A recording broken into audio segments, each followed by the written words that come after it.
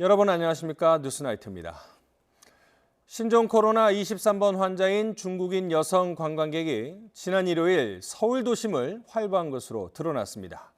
이 환자가 머물렀던 롯데백화점 본점과 이마트 마포점 등은 긴급 휴업에 들어갔습니다. 이지은 기자입니다. 우한에서 온 중국인 관광객 23번 환자가 방문한 것으로 확인된 뒤 하루 평균 8만여 명이 찾는 롯데백화점 본점 문이 굳게 닫혔습니다. 급작스러운 휴업 조치에 10,000명 가까운 직원과 손님들이 바쁘게 건물을 빠져나옵니다. 다 퇴근하라고 사무실에서 전달 받은 겁니다. 확진자가 여기 방문했다고. 고객들과 직원들의 안전을 위해 임시 휴업을 결정하게 되었습니다. 향후 3일간 철저한 검역 과정을 마친 이후에 재개정을 결정할 예정입니다. 23번 환자는 지난 일요일 을지로 프레지던트 호텔에서 퇴실한 뒤 롯데백화점으로 이동해 1시간 넘게 쇼핑을 했습니다. 이후 지인의 차를 타고 신촌에 있는 다가구 주택으로 이동했다가 공덕역 이마트 마포점도 들렀습니다. 해당 업체들은 비상이 걸렸습니다. 프레지던트 호텔은 꼭 투숙을 원하는 사람을 제외한 예약 손님을 다른 호텔로 안내하고 있습니다. 23번 환자가 2시간 동안 있었던 이마트 마포점도 9일까지 임시 휴업에 들어갔습니다. CCTV 통해서 봤을 때 확진자분이 마스크 쓰고 이동하는 게 보여가지고 그렇게 판단을 하고 있는 부분이거든요. 방역당국은 일단 CCTV로 23번 환자의 동선을 확인한 뒤 접촉자를 찾아 자가격리할 계획입니다. 그러나 23번 환자가 관광가 자녀 방문 목적으로 입국한 지난달 23일부터 동선이 공개된 2월 2일 전까지 어느 곳을 다녔는지는 알 수가 없습니다. 이에 대해 방역당국은 감염이 가능한 발병 하루 전날의 동선부터 공개하는 것이라고 설명했습니다. 그 전 동선에 대해서는 불필요한 그런 불안감만 더 들을 거라고 저희는 생각을 합니다. 감염병 환자의 정보가 일반 국민들의 감염병 예방에 도움이 되는 그런 정보를 드리도록 되어 있기 때문에 신종 코로나가 빠르게 퍼져나가는 가운데 백화점과 호텔, 대형마트까지 잇따라 임시 영업 중단 조치에 들어가면서 업계 전반이 초비상 상황으로 빠져들고 있습니다. YTN 이지은입니다. 신종 코로나 사태 여파로 중국산 부품 공급이 막히자 현대자동차가 국내 공장 가동을 사실상 중단했습니다. 현대차가 부품 공급 차질로 휴업한 건 지난 1997년 외환 위기 이후 23년 만입니다. 김민철 기자입니다. 지난 4일부터 부분 휴업에 들어갔던 현대자동차 공장의 생산이 대부분 중단됐습니다. 오전 6시 45분 1조 근무 시간부터 공장 가동이 중단된 겁니다. 5개 울산 공장과 아산 공장은 전면 휴업을, 전주 공장은 버스만 생산하고 트럭 생산은 중단했습니다. 따라서 하루 7천여 대의 자동차 생산이 중단됐고 현장 근로자 3만여 명은 평균 임금의 70%를 받으며 유급 휴가에 들어갔습니다. 기아차는 10일까지 소아리와 광주, 화성 공장 생산을 중단하고 11일 이후에는 부품 수급 상황을 고려해 협의합니다. 쌍용차는 이미 휴업을 하고 있고 르노 삼성차는 다음 주에 2, 3일 정도 휴업할 계획입니다. 완성자업계 휴업은 곧바로 협력업체 피해로 이어지고 있습니다. 자동차 생산 공정 때문에 완성차 공장이 가동을 중단하면 부품 회사도 생산을 줄이거나 심할 경우 멈춰야 합니다. 울산시는 부품 회사와 간담회를 열고 피해를 최소화하는 방안을 찾고 있습니다. 침체된 지역 산업을 더욱 어렵게 할 것입니다. 따라서 현대차 노사와 지역 부품 기업 등과 협력해 피해를 최소화하도록 하겠습니다. 문제가 된 배선 뭉치 와이어링 하니스는 80%를 중국에서 수급하기 때문에 국내와 동남아 생산량을 늘린다 해도 한계가 있습니다. 따라서 11일 휴업이 끝날지는 장담할 수 없어 자동차 업계 피해가 장기화할 가능성이 높습니다. YTN 김인철입니다. 정부는 생산 중단이라는 초유의 사태에 직면한 자동차 업계를 전방위 지원하기로 했습니다. 중국 부품 공장이 조기에 재가동되도록 현지 지방정부와 협의하고 국내 대체 생산 과정에 연장 근로가 필요하면 사후 승인도 허용할 방침입니다. 김평정 기자입니다. 생산 중단 사태에서 보듯 신종 코로나 바이러스로 입은 국내 자동차 산업의 피해는 심각한 수준입니다. 특히 우리나라 자동차 부품 수입의 30% 가까이가 중국산인 만큼 중국 부품 공장의 정상화가 무엇보다 시급합니다. 이를 위해 정부는 중국 현재 부품 공장을 조기에 재가동하도록 외교력을 집중하기로 했습니다. 주중 한국대사관과 코트라, 완성차 업체 등을 통해 중국 지방정부와 공장 재가동을 적극 협의할 방침입니다. 중국산 부품 생산이 재개된다면 24시간 통관을 처리하는 등 한국으로 들어오는 물류 기간을 최대한 단축할 계획입니다. 또 중국산 부품을 대체할 국내 생산을 늘리는데 52시간 이상 연장 근로가 필요하다면 신속히 인가하고 상황에 따라 사후 승인도 허용하기로 했습니다. 근로시간 인력 확보 및 자금 지원 등을 통하여 국내 생산 재고의 확충과 긴급 수입 대체선 확보 지원에도 주력해 나가겠습니다. 국내 생산 확대를 위한 특별 연장 근로를 신청할 경우 이를 신속히 인가하는 한편 이와 함께 정부는 재계와 직접 만나 신종 코로나 관련 건의사항을 들었습니다. 재계는 과거 사스와 메르스 사태 때 수출과 내수 한쪽만 피해가 집중됐던 것과 달리 이번엔 양측 모두 큰 피해가 우려된다며 발빠른 대응을 요청했습니다. 유형별로 미시 대책도 필요할 것 같고 또 포괄적인 거시 대책도 필요할 것 같습니다. 이렇게 구분해서 예상되는 경제적 타격을 어떻게 극복할지를 놓고 정부에서 전향적으로 노력을 해주셨으면 좋겠습니다. 김상조 청와대 정책실장은 지난해 일본 수출 규제 과정에서 잘 대응했듯이 산업계 의견을 반영해 이번에도 문제를 극복하겠다고 밝혔습니다. 홍남기 부총리 역시 조기 종식이 안 되면 경기 하방 압력이 커질 수 있지만 최대한 조치를 통해 과도한 경제 위축은 막겠다고 강조했습니다. YTN 김평정입니다. 신종 코로나발 악재는 우리나라 수출기업 전반으로 퍼지고 있습니다. 정부는 중견 중소기업에 긴급자금 1조 9천억 원을 지원하고 내수 침체로 피해를 본 자영업자들에겐 저금리 대출을 해주기로 했습니다. 조태영 기자입니다. 확산 일로로 치닫고 있는 신종 코로나 바이러스 사태로 수출기업, 특히 중견 중소기업의 고통은 갈수록 커지는 모습입니다.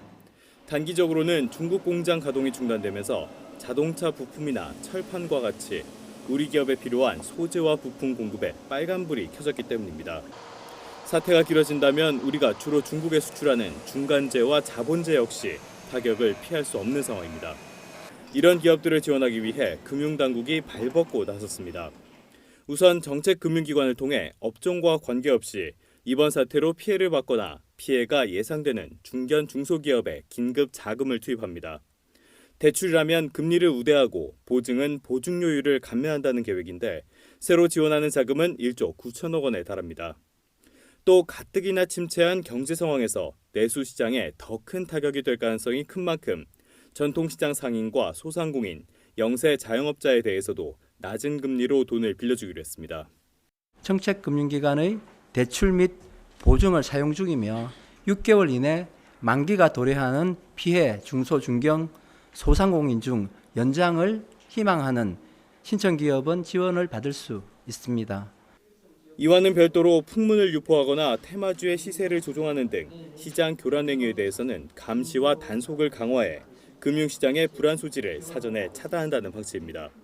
YTN 조태현입니다. 앞서 우한에서 전세기로 들어온 교민 가운데 한 명이 추가 확진되면서 국내 확진 환자는 모두 24명으로 늘었습니다. 전체 환자 가운데 남성이 14명으로 여성보다 많고 나이별로는 50대가 가장 많았습니다. 김승재 기자입니다. 24번 환자는 중국 우한에서 이송돼 아산 임시생활시설에서 생활하던 28살 남성입니다. 전세기 편으로 이송된 우한 교민 701명 가운데 13번 환자에 이어 두 번째 환자입니다. 지난 2일 13번 환자가 확진된 당일 24번 환자도 이상 증상이 나타나기 시작했습니다. 당국은 두 환자 모두 우한에서 발병했을 가능성이 큰 것으로 보고 있습니다. 아마 두 분이 같은 직장 동료라는 거는 우한에 계실 때 뭔가 공동된 노출이 있으셨을 걸로 그렇게 저희는 의심은 하고 있습니다. 현재 국내 신종 코로나 확진 환자는 24명이고 이 가운데 1번과 2번 환자가 퇴원했습니다. 서울대 병원에 격리돼 입원 치료 중인 환자 4명 가운데 1명도 조만간 퇴원할 것으로 전해졌습니다. 당국은 현재 22명 환자 모두 건강 상태가 안정적이라고 밝혔습니다. 확진 환자는 남성이 14명으로 여성보다 4명 더 많습니다. 연령별로 보면 50대가 7명으로 가장 많고 이어 40대와 20대 각각 6명, 30대 4명, 60대 1명입니다. YTN 김승재입니다. 24번 환자는 중국 우한에서 입국해 충남 아산 경찰 인재개발원에서 격리 생활을 하고 있던 교민입니다. 일주일 뒤 격리가 해제될 것을 기대하던 교민들은 추가 확진 환자 소식에 술렁이고 있습니다. 이상곤 기자입니다. 지난 2일 신종 코로나에 감염된 13번째 환자는 충남 아산 경찰 인재개발원에서 생활하던 우한 교민이었습니다. 다른 교민들은 이후에도 임시생활시설에서 차분하게 격리 생활을 이어왔지만 나흘 만에 환자가 또 발생했습니다. 이번에 확진 판정을 받은 24번 환자는 13번 환자와 같은 회사 동료로 중국 우한에서 함께 방을 사용한 것으로 파악됐습니다. 이들은 지난달 31일 귀국 당시 같은 버스를 타고 임시생활시설로 들어온 것으로 전해졌습니다. 중국에서 이들과 접촉했을 가능성이 있는 사람들도 아산 임시생활시설에서 머물고 있습니다. 이 때문에 임시생활시설 내부는 분위기가 뒤숭숭한 것으로 전해졌습니다. 확진 환자들이 입소 뒤에 받은 기본검사에서 음성 판정을 받았지만 이후 증상이 나타났기 때문입니다. 불안감이 좀 많아졌고요. 절반 지났다는 그 분위기에 되게 좋았었는데 오늘 아침에 갑자기 저희들 중에 한 명이 양성 반응이 나왔다고 해가지고 지금 조금 전체적으로 분위기가 많이 처져 있습니다. 경찰 인재개발원 주변 마을 주민들은 긴장하면서도 크게 동요하지 않고 있습니다. 소독 같은 것도 철저히 해주시고 하니까 그렇게 큰 걱정은 안 하고 있어요. 양승조 충남도지사도 지나치게 불안해할 필요가 없다고 강조했습니다. 1인 1실에서 접촉을 최대한 차단하고 심지어 가족끼리도 만날 수 없는 상황에 그 격리 현 상황이기 때문에 확진자가 나왔더라도 동요하실 이유가 없고 정부는 다음 주에 잠복기가 끝나는 교민들의 격리 해제에 앞서 추가 검사를 진행할 계획입니다. YTN 이상곤입니다. 오늘부터 중국이 아닌 싱가포르나 태국 등을 다녀온 경우에도 의심 증상이 있으면 의사의 판단에 따라 진단검사를 받을 수 있는데요. 조치 첫날부터 보건소와 병원들은 밀려드는 전화와 방문자들로 몸살을 앓았습니다. 박희재 기자가 취재했습니다.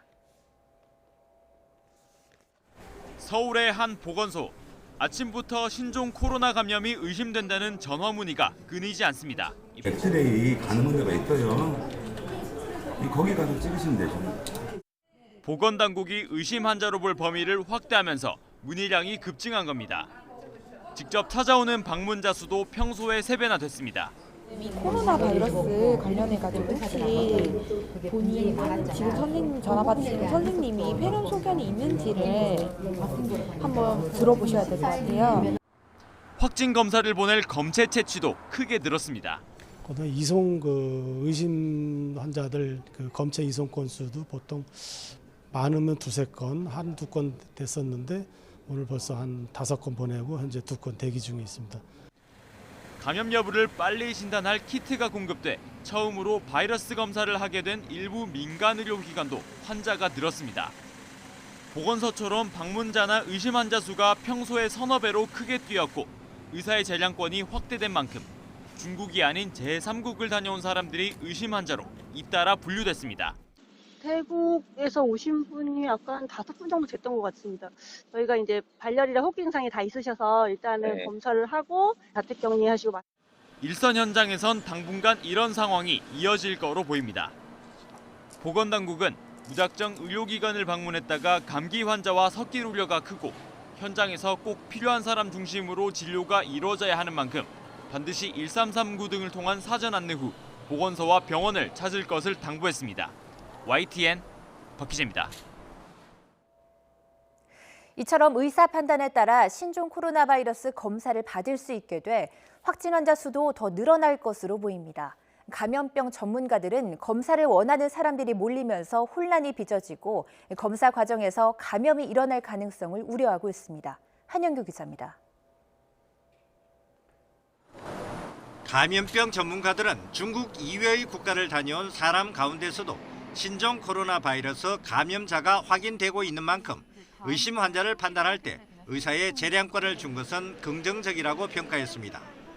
하지만 동남아를 다녀와서 단순한 감기 증상이 있는 환자까지 진료를 보게 될 가능성이 있어 실제 발견해야 할 환자를 놓칠 우려도 있다고 지적했습니다. 지침의 확대를 통해서 환자분들이 검사를 원하는 것으로 선별진료소에 몰리고 그것으로 인해서 실제로 우리가 발견해야 되는 환자들을 놓치거나 아니면 환자들의 진단이 늦어지거나 전문가들조차 신종 코로나 바이러스 의심 환자와 감기 환자를 임상적으로 구분하기가 어려운 상황. 의사 입장에서는 환자를 놓쳤을 때 쏟아질 비난을 우려해 과잉 진료를 할 가능성도 적지 않습니다. 의사들이 걱정하는 문제들이 가장 큰 거. 내가 놓치면 어떨까? 과잉 진료가 될 수밖에 없겠고요. 그거를 두려워하시는 분들이 굉장히 많습니다. 의심 환자를 가려내는 선별진료소에 사람이 몰리면 대기 시간이 길어지고 다른 사람에 의해 감염될 수 있는 위험성도 있습니다. 때문에 가벼운 증상이면 진료소를 바로 찾지 말고 자가 격리하면서 지내다가 계속 나빠질 경우 진료받는 게 적절하다고 전문가들은 지적했습니다. YTN 한윤규입니다. 신종 코로나 바이러스, 이 바이러스 질환의 심한 정도를 뜻하는 중증도는 사스나 메르스보다 떨어지지만 전파력은 빠른 걸로 분석됐습니다. 그러니까 환자는 더 나올 수 있지만 덜 치명적이라는 건데요. 지금까지 국내 확진 환자들을 치료해온 의료진의 진단입니다. 이영원 기자입니다. 신종 코로나 바이러스 감염증은 메르스나 사스보다 중증도는 낮은 것으로 파악됐습니다. 이 감염증의 특징 등을 분석하기 위해 꾸려진 중앙임상-TF에서 국내 확진자 증상과 해외 사례 등을 토대로 내린 결론입니다. 대개 이제 병원에서 치료를 받으면 거의 대부분 문제없이 회복될 만한 중증도는 낮은 질환입니다. 국내 확진 환자들의 중증도도 경증으로 약하다고 보고됐습니다. 때문에 치료가 빨라 1, 2번 환자에 이어 또 다른 환자의 퇴원도 임박했습니다.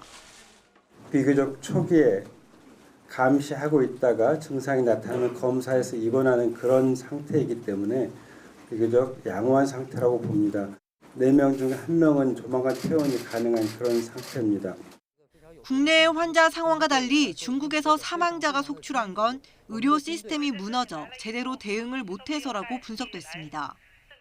환자는 갑자기 밀려드는데 중환자 치료를 제대로 할 수 없는 그런 의료 시스템의 과부하가 걸리면서 제대로 치료받지 못한 환자들이 상당수 있었던 걸로.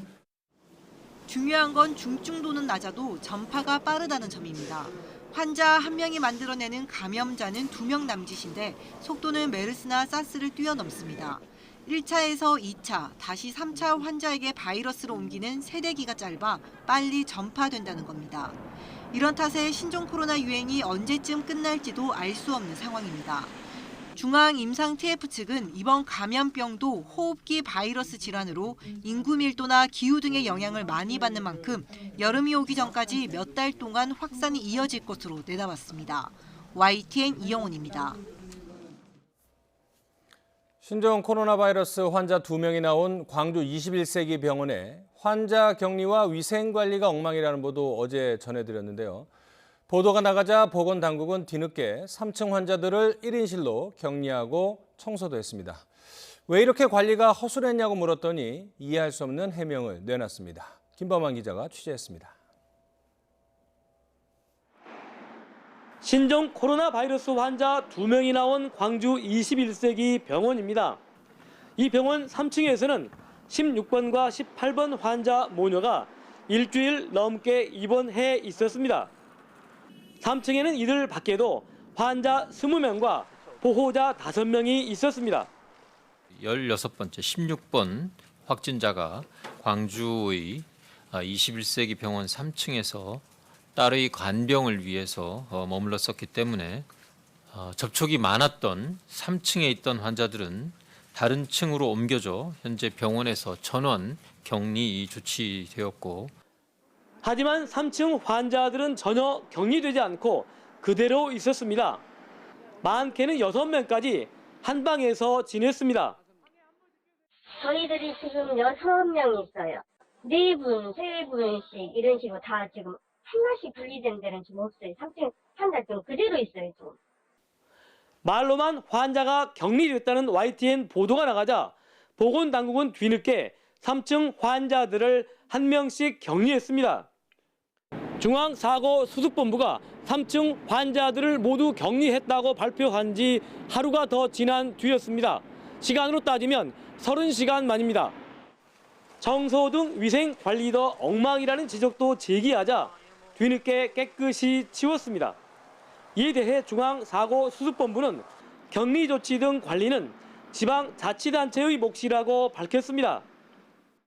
그 5, 6층을 빼고 이제 분리라는 과정이 가능한 이제 빨랐으면 좋았겠죠. 근데 거기서 다시 빼고 그 뭐 청소, 소독 안 가겠다, 뭐 같이 있겠다 이런 분도 사실 계십니다. 그럼에도 불구하고 한 관계자는 중앙사고수습본부에서 조처할 예정이라고 해야 하는데 했다라고 발표했다는 다소 이해가 안 가는 해명을 내놓기도 했습니다.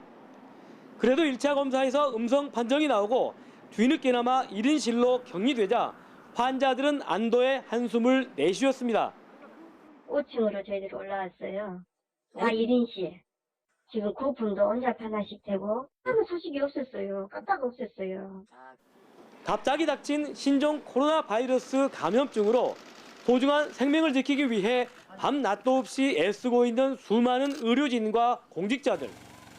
하지만 일부에서 파열음이 나오면서 목숨을 건 사투마저 빛이 바래게 하고 있습니다. YTN 김범환입니다. 12번과 14번 환자가 다녀간 강릉에선 접촉자 20여 명의 자가격리가 모두 해제됐습니다. 이들이 묵었던 호텔도 방역을 끝내고 다시 문을 열었지만 이미 발길을 끄는 관광객들은 돌아오지 않고 있습니다. 송세혁 기자입니다. 12번째와 14번째 환자 가족이 1박 2일 동안 묵었던 강릉 정동진의 한 호텔입니다. 휴업하고 방역한 지 나흘 만에 다시 문을 열었습니다. 최대 잠복기 2주가 지나 강릉 지역 접촉자 20여 명의 자가격리도 모두 풀렸습니다. 하지만 관광객 감소 추세는 여전합니다. 해맞이 명소로 잘 알려진 정동진 해변입니다. 금요일인데도 해변을 찾은 사람은 손에 꼽을 정도입니다. 겨울 비수기인 점을 감안해도 너무 한산한 모습입니다. 전통시장도 관광객이 눈에 띄게 줄었습니다. 방역을 강화했지만 좀처럼 회복할 조짐은 보이지 않습니다. 한 90% 이상 감소가 됐습니다. 그리고 나서 해제가 됐다는 이후에도 지속적으로 감소가 되고 있는 그런 실정입니다. 평일에도 붐볐던 강릉 안목 커피거리도 썰렁하기는 마찬가지입니다. 공영 주차장은 빈자리가 훨씬 많고 점심시간인데도 식당들은 텅 비었습니다. 메르스 때랑 비교하면 10배, 20배? 완전 없어요. 그냥 바닥을 섰어요. 바닥. 완전히 밑바닥이에요. 강릉 지역 유료 관광지인 오죽헌과 정동 심곡 바다부채길은 관광객이 30-40%나 줄었습니다. 확진자가 이용했다는 소식이 전해진 뒤 KTX 강릉선 이용객도 평소보다 40% 넘게 감소했습니다. 신종 코로나 사태로 인한 지역 경제 위축이 현실화하면서 그 여파가 언제까지 이어질지 우려가 커지고 있습니다. YTN 송세혁입니다. 문재인 대통령은 새로 부임한 중국과 일본 대사를 만나 신종 코로나 바이러스 사태를 해결하기 위한 정보 공유와 협력을 제안했습니다. 특히 중국 대사에게는 이웃 국가로서 적극적으로 지원하겠다고 약속했습니다. 김명수 기자입니다. 신임 중국 대사와 일본 대사가 나란히 청와대를 방문했습니다. 자국 정부에서 받은 신임장을 문재인 대통령에게 전달하기 위해서입니다. 싱하이밍 대사는 우리나라에서만 4번째, 북한에서도 2번 주재해 중국 내 대표적 한반도 통입니다. 우리말 실력도 수준급입니다. 존경하는 대통령 카카 시진핑 주석님이 신임장을 드리게 되어 영광입니다. 이어진 환담에서 문 대통령은 중국이 신종 코로나 바이러스 사태를 조속히 극복할 것으로 믿는다며 우리 정부도 가까운 이웃으로서 적극 지원하겠다고 강조했습니다. 중국 우한에 있는 교민 환송을 위한 임시 항공편 운영을 배려해 준 것에 감사의 뜻도 밝혔습니다. 한반도 전문가로서 한중 관계만이 아니라 남북 관계 발전에도 도움을 주기를 기대한다고 말했습니다. 싱 대사는 중국의 어려움이 우리의 어려움이라는 문 대통령의 최근 언급에 감동했다며 한반도 평화 프로세스를 지지하고 협력하겠다고 답했습니다. 토미타코지 일본 대사와의 환담에서도 문 대통령은 한일 양국이 신종 코로나 관련 정보를 공유하고 협력해 나가기를 기대했고, 토미타 대사는 세계 경제에 있어 한일 관계가 매우 중요하다며 신종 코로나를 포함해 양국이 협력해야 할 분야가 많다고 답했습니다. 문 대통령은 올해 도쿄올림픽과 한중일 정상회의가 예정돼 있어서 활발한 고위급 교류가 있을 것이라면서 한일 정상이 더 자주 만나면 좋겠다는 아베 일본 총리의 언급에 공감을 표했습니다. 문재인 대통령의 도쿄올림픽 참석이나 시진핑 주석의 상반기 방한 계획에 대한 논의는 나오지 않았다고 청와대는 밝혔습니다. YTN 김영수입니다. 중국 교민 모임인 중국 한국인회 임원들이 박원순 서울시장을 만나 마스크와 손세정제 등의 구호품을 지원해달라고 요청했습니다. 박 시장은 의료용품을 전달할 방법을 마련하겠다고 약속했습니다. 직접 들어보시겠습니다. 마스크가 없어가지고 초기 처음에는 우리 어떤 지역 한국인회에서는 그 면 티셔츠를 잘라 오려서 지금 봉제를 해서 나눠주는 그런 형편에 놓여 있고요. 50도짜리 중국 백주를 갖다가 손세정제 대신에 쓰는 이러한 아주 지금 경우가 지금 발생이 될 정도로 우리 중국 한국인들이 어려움을 겪고 있습니다. 중국인들이 많이 쓰는 말이 이런 말이 있다 그러더라고요. 설중송탄. 그러니까 눈 속에 연료를 보낸다는 겁니다. 그러니까 이런 것은 그만큼 어려울 때 신세를 지거나 은혜를 입으면 그것을 반드시 갚는다라고 하는 중국인들의 이런 오래된 어떤 전통과 인식이 있기 때문에 이런 기회에 오히려 우리가 나름 열심히 노력해서 중국인들의 또 중국 정부의 마음을 사는 것도 굉장히 중요하다고 생각합니다. 정치권은 감염증 확산 방지를 위한 대책 마련에 속도를 내자면서도 행동 대신에 입씨름만 이어가고 있습니다. 더불어민주당은 한국당이 태업하고 있다며 책임을 돌렸고 자유한국당은 정부 여당이 헛발질하고 있다고 반박했습니다. 최기성 기자입니다. 한국당이 딴전을 피우며 태업을 하고 있다. 민주당이 국회 차원 대응이 늦어지는 이유라며 밝힌 내용입니다. 한국당이 국민 안전을 지키는 국회 의무를 외면하고 본회의와 특위, 상임위를 열자는 제안을 모조리 거절하고 있다는 겁니다. 민주당은 선거용 이합집산과 가짜정당 위장전입 계획으로 한국당이 바빠 보인다며 비꼬기도 했습니다. 마음은 콩밭에 가 있는 것이 아닌지 의심스럽습니다. 국민 안전이 위협받는 상황에서 국회를 태업한 책임은 전적으로 자유한국당이. 이에 맞서 한국당은 정부 여당이 근거 없는 낙관론과 자화자찬으로 국민 우라통을 자극하며 헛발질하고 있다고 평했습니다. 무엇보다 국민 불안을 잠재우는 게 우선이라면서 방역에 바쁜 보건당국 담당자를 한가하게 국회로 부르는 게 능사는 아니라고 쏘아붙였습니다. 한국당은 또 중국 눈치 보기를 그만두라고 지적하며 중국 방문자를 전면 입국 금지해야 한다고 거듭 주장했습니다. 중국 눈치만 살피며 특위 명칭에 우한이라는 단어도 못 쓰게 하는 여당입니다. 그런 사람들이 특단의 대책 운운할 자격이 있는지 묻고 싶습니다. 차가운 분위기 속에 여야 최고위급 협의나 국회 차원의 특위 구성, 검역법 개정 논의는 제자리를 맴돌고 있습니다. 민주당과 한국당은 다음 주 원내대표 회동에서 단판을 짓기로 했지만 입장차가 그대로라 2월 임시국회 일정이라도 합의할 수 있을지조차 불확실합니다. YTN 최기성입니다. 중국 내 사망자는 630명을 넘어섰고 확진 환자는 3만 명을 뛰어넘었습니다. 세계보건기구 WHO는 신종 코로나가 정점이라고 진단하기에는 이르다는 신중론을 내놨습니다. 김희준 기자입니다. 중국에서 신종 코로나 바이러스 감염증 피해가 무서운 기세로 확산하고 있습니다. 전국 31개 성에서 신종 코로나 사망자는 636명, 확진자는 31,116명으로 증가했습니다. 하루 만에 사망은 73명, 확진은 3,143명이 늘어난 수치입니다. 일일 사망자 수는 이틀 연속 70명을 넘어서며 위협적인 살상력을 보여주고 있습니다. 확진자 가운데 4,800여 명은 위중한 상태로 집계됐습니다. 특히 발병지인 우한이 있는 후베이성은 지난 하루 동안 69명이 더 숨지고 확진 사례는 2,400여 명이 늘었습니다. 후베이성은 중국 전체 사망자의 97%, 확진자의 71%를 차지하며 심각한 피해 상황이 이어지고 있습니다. 이런 가운데 세계보건기구 WHO가 신종 코로나 확산세는 중국에서 둔화는 신호가 있다고 밝혔습니다. 후베이성에서만 피해가 증가할 뿐 다른 지역의 증가세는 보이지 않는다는 근거를 들었습니다. 하지만 신종 코로나가 정점에 도달했다고 보기에는 시기상조라고 진단했습니다. That is very difficult to make any prediction related to that. We're still in the middle of an intense outbreak, and we need to be very careful on making any predictions.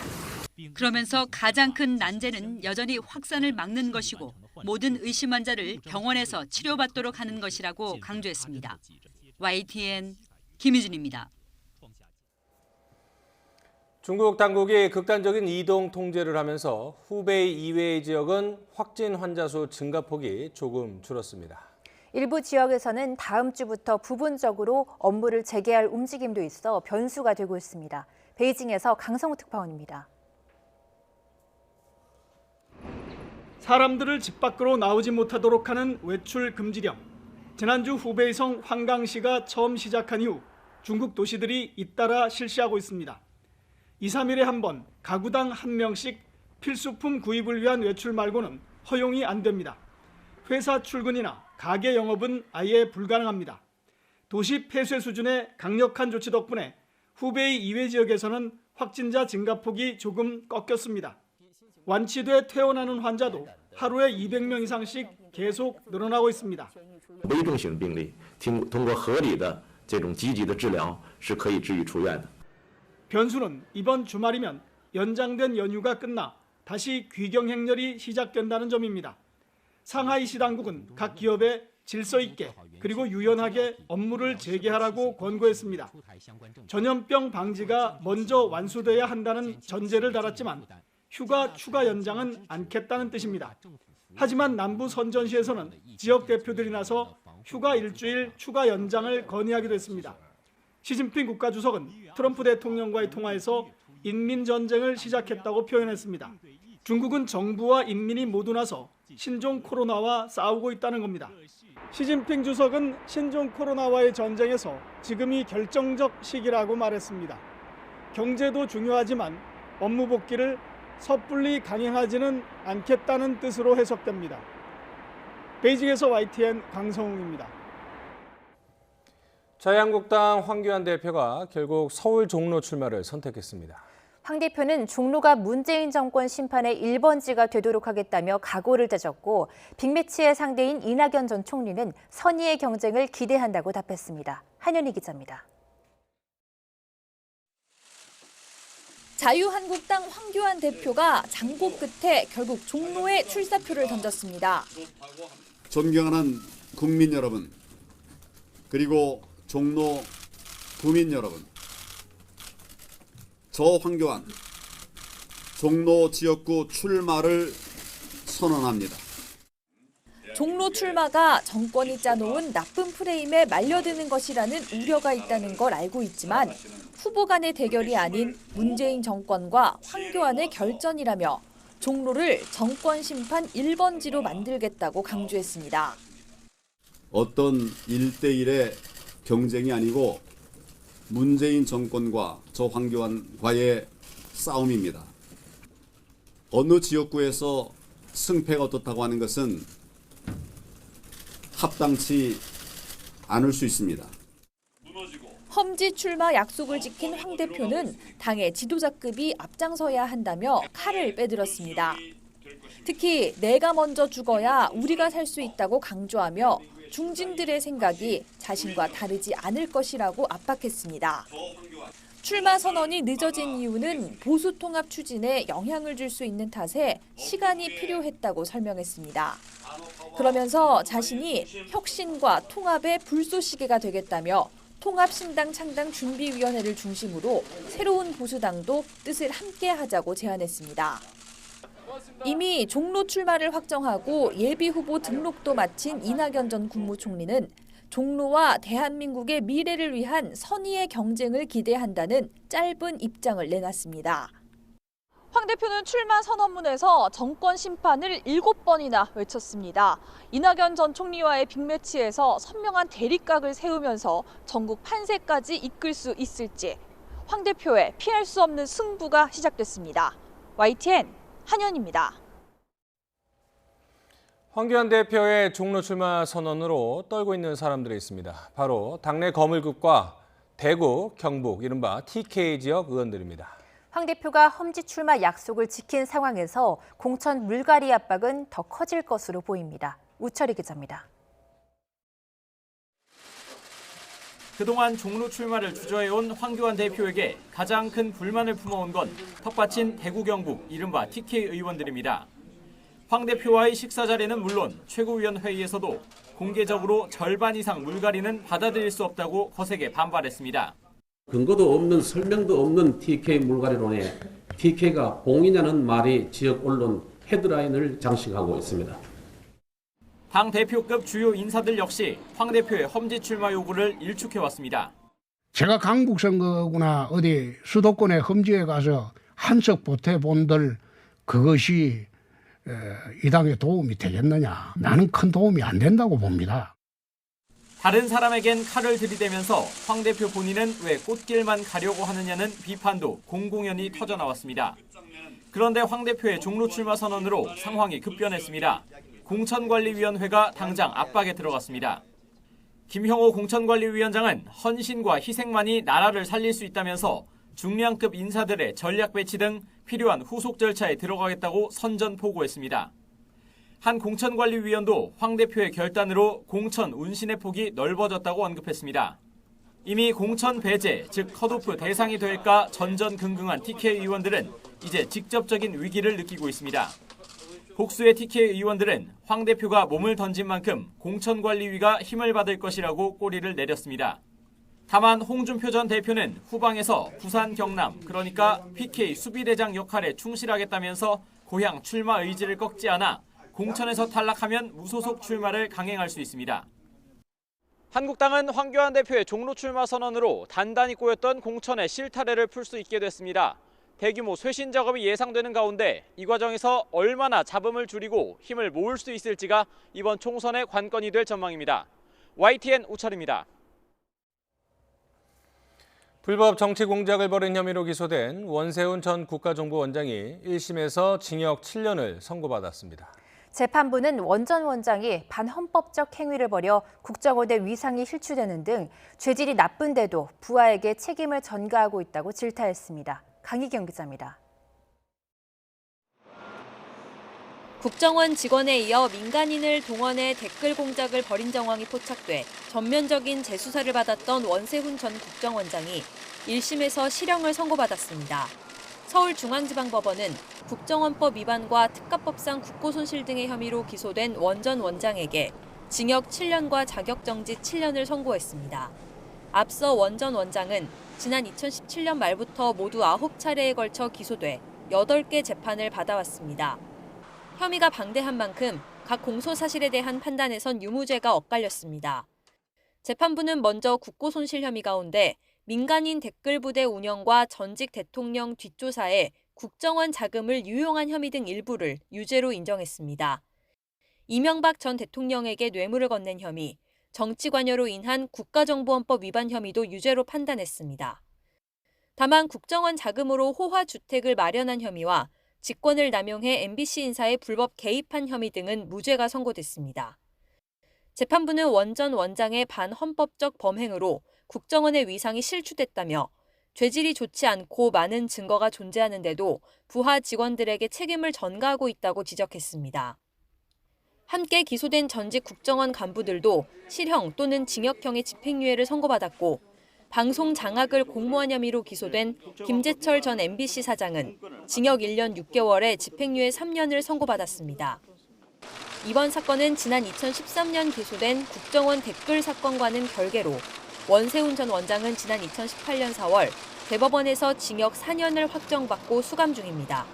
YTN 강희경입니다. 맛있게 먹고 시원하게 비우고 비결이야? 역시 메이킨이죠. 변비, 복부 백만, 식욕부진 한 번에 싹 메이킨. 시원하게 변비 끝. 유쾌, 상쾌, 오케이. 변변 메이킨. 여긴 도모 씨가 살고 있는 퀘벡. 애인만 데려온 줄 알았는데 저기 2588 대리운전 기사님도 데려왔네요.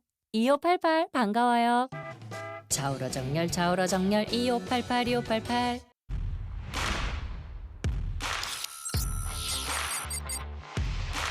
이마라인 황금 비율 1:1:1. 모량은 앞머리 60%, 윗머리 50%. 컬러는 블랙과 브라운 7:3. 패더라인으로 뜨지 않고 밀착되게. 더 디테일할수록 더 완벽해지니까. 불가능을 넘어 하이모. 동아일보가 청와대 선거 개입과 하명 수사 의혹과 관련해 지난달 29일 기소된 송철호 울산시장과 백원우 전 청와대 민정비서관 등 13명의 공소장 전문을 공개했습니다.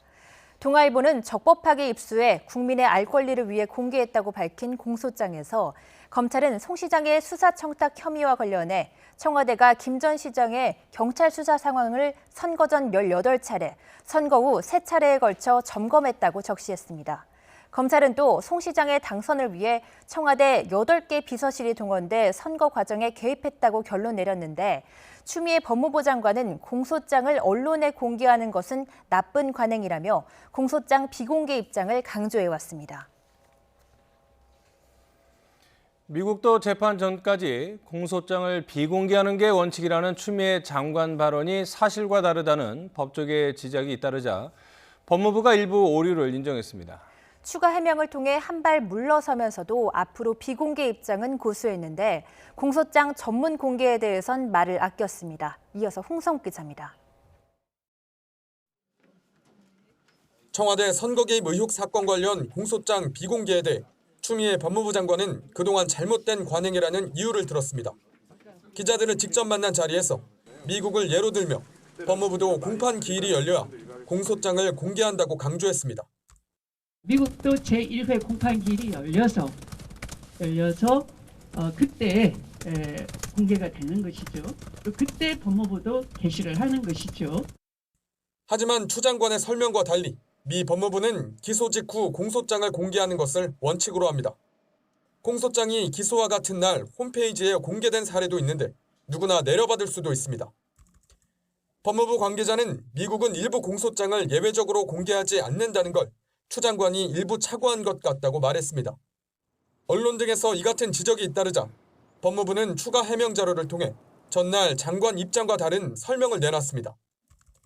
미 법무부의 매뉴얼에 따르면 일부 공소장은 예외적인 경우에 미국에서도 비공개한다며 한 발 물러섰습니다. 이에 대해 법조계에서는 미 법무부가 비공개를 결정한 공소장은 피해자에게도 공개되지 않는다며 미국과 비교하는 것 자체가 잘못된 분석이란 지적이 나옵니다. 앞서 참여연대는 법무부의 비공개 사유가 궁색하다고 비판했고 여권 일부에서도 공개가 원칙이라는 쓴소리가 나왔습니다. 공소장 일부 보도 경위를 확인하겠다던 추 장관은 막상 전문이 공개된 뒤에는 말을 아끼고 있습니다. 법무부는 언론의 취재 영역은 확인이 어렵다면서도 앞으로도 국회 요청에 공소장 전문 공개는 하지 않겠다는 입장을 고수했습니다. 이에 따라 삼성 합병 의혹이나 세월호 참사 특별수사단 수사 등이 마무리돼도 공소장이 공개되진 않을 것으로 보여 논란은 더욱 커질 전망입니다. YTN 홍서욱입니다. 충청남도와 제주도에서 중등학교 교사 임용시험 성적에 오류가 드러나 합격자 발표가 정정됐거나 연기됐습니다. 일부 평가 항목의 점수가 빠진 것으로 전해졌는데 수험생들이 크게 혼란스러워하고 있습니다. 이문석 기자의 단독 보도입니다. 충청남도 교육청이 홈페이지에 띄운 긴급 공지입니다. 중등학교, 즉 중고교 교사 임용시험 성적 처리에 오류가 나 최종 합격자 공지를 하루 미룬다는 내용입니다. 응시생과 가족들에게 깊이 사과한다는 말도 들어 있습니다. 수험생들이 본인 성적을 조회하는 과정에 일부 평가 항목이 빈칸으로 돼 있는 사실을 발견했습니다. 교육청은 조사 결과 수업 실연과 심층 면접 점수를 올리는 과정에 일부 입력 오류가 있었고 항목 점수가 보이지 않는 시스템 오류도 확인됐다고 밝혔습니다. 다만 시스템 오류의 경우 합계 점수는 맞게 표시돼 당락엔 영향을 주지 않았다고 해명했습니다. 앞서 충남교육청이 발표한 최종 합격자는 479명. 재검토 결과에 따라 합격자가 달라질 수 있는 만큼 수험생들은 큰 혼란에 빠졌습니다. 합격을 했다가 탈락이라고 이렇게 바뀌는 사람들은 또 얼마나 말도 못하는 상황이지 않을까 생각을 하고 이게 내가 될 수도 있다는 게 너무 불안해서 지금 손에 아무것도 안 잡히는 상태거든요. 똑같은 일이 제주도교육청에서도 일어났습니다. 체육과 중등학교 교사 임용시험에서 실기평가 합산 오류가 확인돼 합격자 1명이 7시간 만에 바뀌었습니다. 벌써 교육청 두 곳에서 성적 처리 과정에 비슷한 오류가 보고되면서 일부 수험생들은 전국의 중등교사 시험 성적을 모두 재검할 필요가 있다는 주장도 제기하고 있습니다. YTN 이문석입니다. 성전환 수술을 한 뒤 숙명여대에 최종 합격한 트랜스젠더 A씨가 학내 반발이 커지자 등록을 결국 포기했습니다. A씨는 한 온라인 커뮤니티에 글을 올려 숙명여대에 입학하지 않기로 했다며 반대 목소리에 두려움이 커져 내린 결정이라고 말했습니다. 지난해 성전환 수술을 받은 A씨는 수능을 치르고 숙대 법학대학에 최종 합격했지만 합격 사실이 알려진 뒤 일부 학생들의 항의 전화가 학교 측에 빗발쳤습니다. A씨는 숙대 입학을 포기하는 대신 내년도 대학 입시를 다시 준비할 계획인 것으로 알려졌습니다. 올해는 개나리와 진달래 같은 대표적인 봄꽃을 예년보다 일주일이나 일찍 볼 수 있을 전망입니다.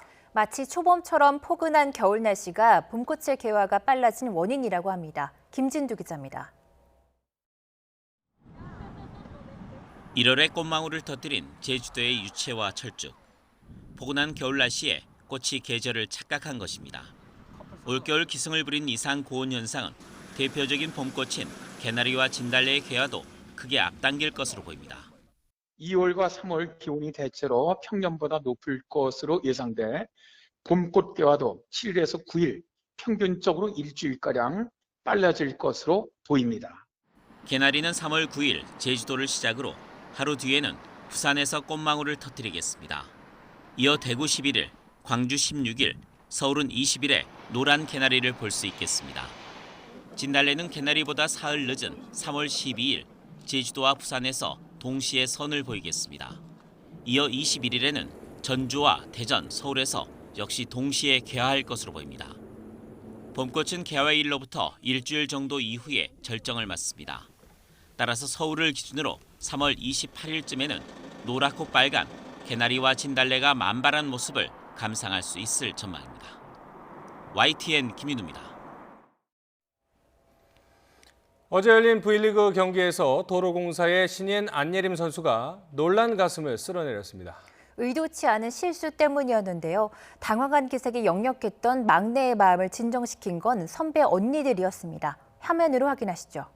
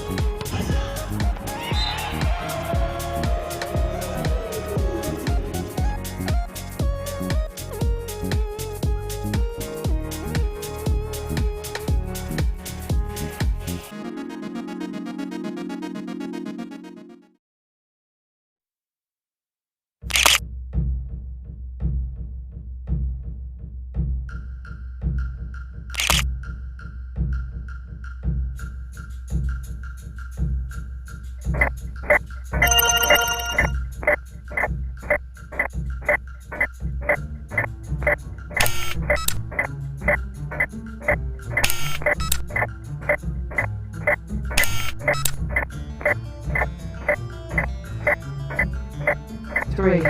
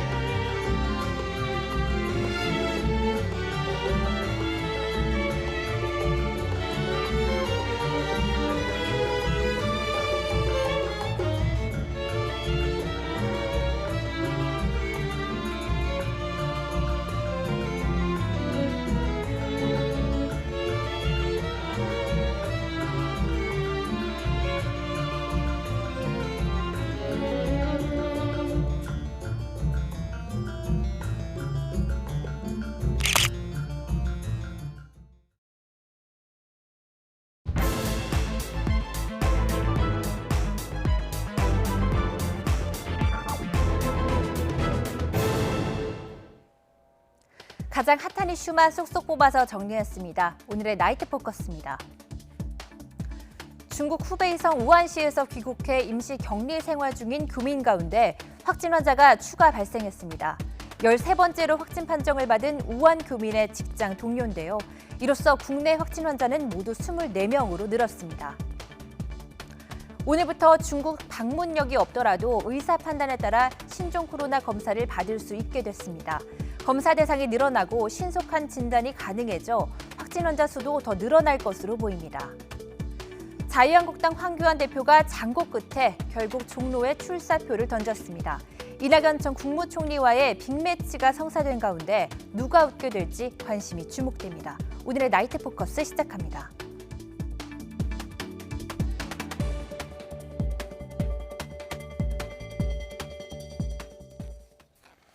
먼저 오늘의 패널 두 분 소개해드리겠습니다. 이재갑 한림대 강남성심병원 감염내과 교수, 차재원 부산가톨릭대 특임교수 나오셨습니다. 안녕하세요. 네, 안녕하세요.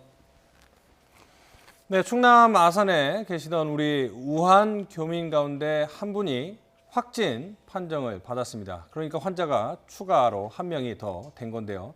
이 국내에 귀국한 우한 교민 가운데서는 두 번째입니다. 어떻게 확인이 된 겁니까, 교수님? 처음에 왔을 때 이제 그쪽에 있는 숙소에 들어가서 한번 검사를 했었을 때는 음성이 나왔었던 거고요. 네. 그다음에 이번에 이제 인후통 증상 발생해서 다시 한번 검사를 했을 때 양성으로 확인된 것으로 알려지고 있습니다. 그러면 그 처음에는 음성 판정을 받았다고 하는데 그러면 우한에서 감염이 된 건지 전 세계에서 감염된 건지 이곳 격리시설 감염됐는지는 아직 알 수가 없는 건가요? 근데 사실 격리시설에서는 1인 격리가 철저히 이루어지기 때문에 감염될 가능성은 거의 없고요. 또한 네. 전 세계 안에서도 마스크라든지 이런 것들을 완전히 착용을 하고 있었기 때문에 네. 아마도 우한에서 걸린 상태에서 잠복기 상태로 국내에 들어온 것이 가장 합당한 설명일 것 같습니다. 그럼 뭐 전 세계나 그 아산에서 다른 분들에게 전파했을 가능성도 없다라고 반대로 볼 수도 있겠군요. 네, 그렇게 생각해야죠. 네. 네네. 자, 이렇게 설명을 드린 대로 이분은 귀국 후 받은 그 검사에서는 음성 판정을 받았습니다. 그러다가 뒤늦게 양성 판정을 받았는데요. 이처럼 재검사를 통해 양성이 나온 사례는 이번이 처음이 아닙니다. 차정윤 앵커가 정리했습니다. 네, 국내 확진 환자 가운데 검사 결과가 음성에서 양성으로 뒤바뀐 사례는 모두 3번입니다. 먼저 우한에서 들어온 8번 환자, 증상이 나타나자 군산 의료원을 찾았고 격리 상태에서 1차 검사를 받았을 당시에는 음성 판정이 나와서 격리가 해제됐는데요. 이후에 증세가 호전되지 않아서 2차 검사를 받았고 결국 양성으로 확진됐습니다. 20번 환자도 첫 검사에서 음성 판정을 받았지만 뒤늦게 양성으로 뒤집혔습니다. 그리고 이번에 24번 환자도 전세기로 귀국했을 당시 교민 전체를 대상으로 한 진단 검사에서는 음성 판정을 받았지만 재검사에서는 양성 판정을 받은 건데요. 이렇게 번복 사례가 잇따르면서 진단 검사의 신뢰도에도 우려가 커지고 있습니다. 네, 들으신 대로 음성에서 양성 3번째. 그래서 진단 검사 방식에 대해서 신뢰도가 떨어진다 이렇게 얘기를 했는데 과연 신뢰도가 떨어질 수 있는 사안인지 아니면 흔히 있을 수 있는 일인지 좀 궁금합니다. 이거는 오류도 아니고요. 이건 네. 당연히 일어날 수밖에 없는 상황입니다. 왜냐하면 이제 지금 이제 밀접 접촉자들 또는 이제 좀 강하게 접촉했었던 분들에 대해서 무증상기에도 혹시나 감염 여부를 확인하려고 검사를 좀 하고 있거든요. 당연히 증상이 없는 상태고 잠복기라 그러면 검사에 당연히 음성이 나올 수밖에 없고요. 이번 교민 같은 경우도 중간에 이제 증상이 발현, 그러니까 인후통이라든지 이런 증상이 발현돼서 다시 검사를 한 거기 때문에 음성인 상황은 잠복기 상황에서 검사돼서 음성이었던 거고 시간이 지나서 이제 바이러스가 발현돼서 증상이 나타나서 양성이 된 거기 때문에 앞으로 이런 사례는 훨씬 더 많아질 겁니다. 그러니까 또 특별히 걱정할 건 아니고 예, 진단 결과는 바뀔 수 있다 이 말씀이죠. 예, 진단 검사에 오류나 이런 거 전혀 아닙니다. 네네, 알겠습니다. 자, 이번에는 23번 확진 환자 상태를 좀 살펴볼 텐데요. 서울 시내를 활보했다. 그래서 이것도 이제 걱정이 된다고 하는데 과연 걱정할 만한 내용인지 한번 살펴보도록 하겠습니다. 지금 화면에 보시는 것처럼 23번 확진 환자가 많은 곳을 좀 돌아다녔네요. 서울에서요. 예, 뭐 2일 정오에 서울 을지로에 있는 프레지던트 호텔을 그러니까 퇴실을 했어요. 네. 2일 낮에 소공동에 있는 롯데 백화점 본점을 방문을 했고요. 그다음 이어서 창천동에 있는 신촌 창천동의 지인의 다세대주택으로 이용을 했고요. 그리고 또 그날 오후에는 신공덕동에 있는 이마트 마포점을 방문했다고 합니다. 그래서 지금 이 23번 환자가 다녀가 롯데백화점 본점은 이 사실 그러니까 영업 이후로 처음으로 지금 휴업에 들어간 상태고요. 마찬가지로 신공덕동에 있는 이마트 마포점도 지금 휴업에 들어갔다고 합니다. 아마 이 해당 업체들은 상당한 영업에 차질이 있습니다만 그럼에도 불구하고 일단 고객들의 그러니까 지금 이 여러 가지 안전을 고려한 조치가 아닌가 하는 생각이 듭니다. 뭐 이마트도 당연히 많은 분들이 이용하실 거고요. 소공동 롯데백화점 본점 같은 경우에는 우리 국민뿐만 아니라 이 외국인들도 많이 찾는 곳입니다. 그래서 추적이 좀 힘들지 않을까 뭐 이런 우려도 나오는데 실제로 그런 부분은 좀 걱정할 상황인가요? 일단은 역학조사관들이 이제 행적들을 확인하고요. 요새는 이제 뭐 CCTV도 보고 그다음에 카드 결제까지 보면서 자세하게 지금 그 동선을 확인하고 있거든요. 그래서 그 중에 이제 접촉자의 범위들을 계속 선정하고 있는 상태라 다만 이분 같은 경우에 이제 다녔던 곳이 많기 때문에 아마 접촉자의 숫자가 아마 상당히 많이 늘어날 가능성이 높아 보입니다. 그렇군요. 자, 23번째 확진 환자가 다녀간 호텔, 백화점 들으신 대로 잇따라 휴점에 들어갔습니다. 관련 내용 들어보도록 하겠습니다. 들어보시죠. 아마 이분이 다니시는 그 공간은 CCTV나 이런 걸로 확인이 가능하고 지금 그거를 분석 중에 있어서 접촉자의 범위는 넓어질 걸로 생각을 합니다. 그래서 그거는 저희가 일일이 확인을 해서 밀접 접촉자에 대한 부분들을 확인을 할 거고요. 그리고 이제 아마 백화점에서는 그런 자체 판단에 의해서 그렇게 조치를 하신 것 같습니다. 최대한 저희가 접촉자를 특정화해서 그분들에 대해서는 자가격리 조치를 진행하게 됩니다. 다 퇴근하라고 사무실에서 전달받은 겁니다. 확진자가 여기 방문했다고. 고객들과 직원들의 안전을 위해 임시 휴업을 결정하게 되었습니다. 향후 3일간 철저한 검역 과정을 마친 이후에 재개정을 결정할 예정입니다. 잇따라 확진 환자가 들어간 그런 사설 기업체, 뭐 백화점, 이마트 이런 곳에서는 이제 3일, 4일 이렇게 영업 중단을 하고 있는데 이 기간에 대해서는 정해진 규정 같은 게 있습니까? 아니면 자체적으로 판단하는 건가요? 일단 정해진 규정은 없는데요. 일단은 이제 환자가 다녀간 동선에는 뭐 극히 일부의 그런 바이러스가 남아있을 수도 있기 때문에 방역 작업들이 시작되고 그런 방역 작업에 의한 소독 작업이 완전히 맞춰진 이후에는 사실 개장이 가능합니다. 다만 이제 그 백화점이나 이런 데 입장에서는 2, 3일 정도 이제 정비할 시간들을 두기 위해서 그렇게 생각이 되는데요. 그 부분에 대해서는 철저하게 방역 당국이 소독하고 있다는 부분들은 이제 걱정 안 하셔도 될 것 같습니다. 자, 그리고 이번에 추가되는 환자는 아니지만 19번 환자 싱가포르에 있는 컨퍼런스에 참석을 했다가 돌아와서 확진 판정을 받으신 분인데 이분도 상당히 수도권 많은 곳을 돌아다닌 걸로 나왔군요. 그렇죠. 그러니까 지금 이분의 회사가 분당에 있는데요. 분당 회사에서 시작을 해서 또 분당에 있는 부모님 자택 그리고 본인의 이 자택은 송파에 있다고 그래요. 그리고 지금 송파에 있는 자택 근처에 있는 파리바게트 교촌치킨을 들렀고요. 그리고 또 지금 러 메르디앙 서울 호텔을 거쳐서 그리고 지금 그 인천 송도 현대 프리미엄 아울렛을 거쳐서 다시 또 자시택 근처에 있는 이 그 송파에 있는 원간의 칼국수를 거쳤고요.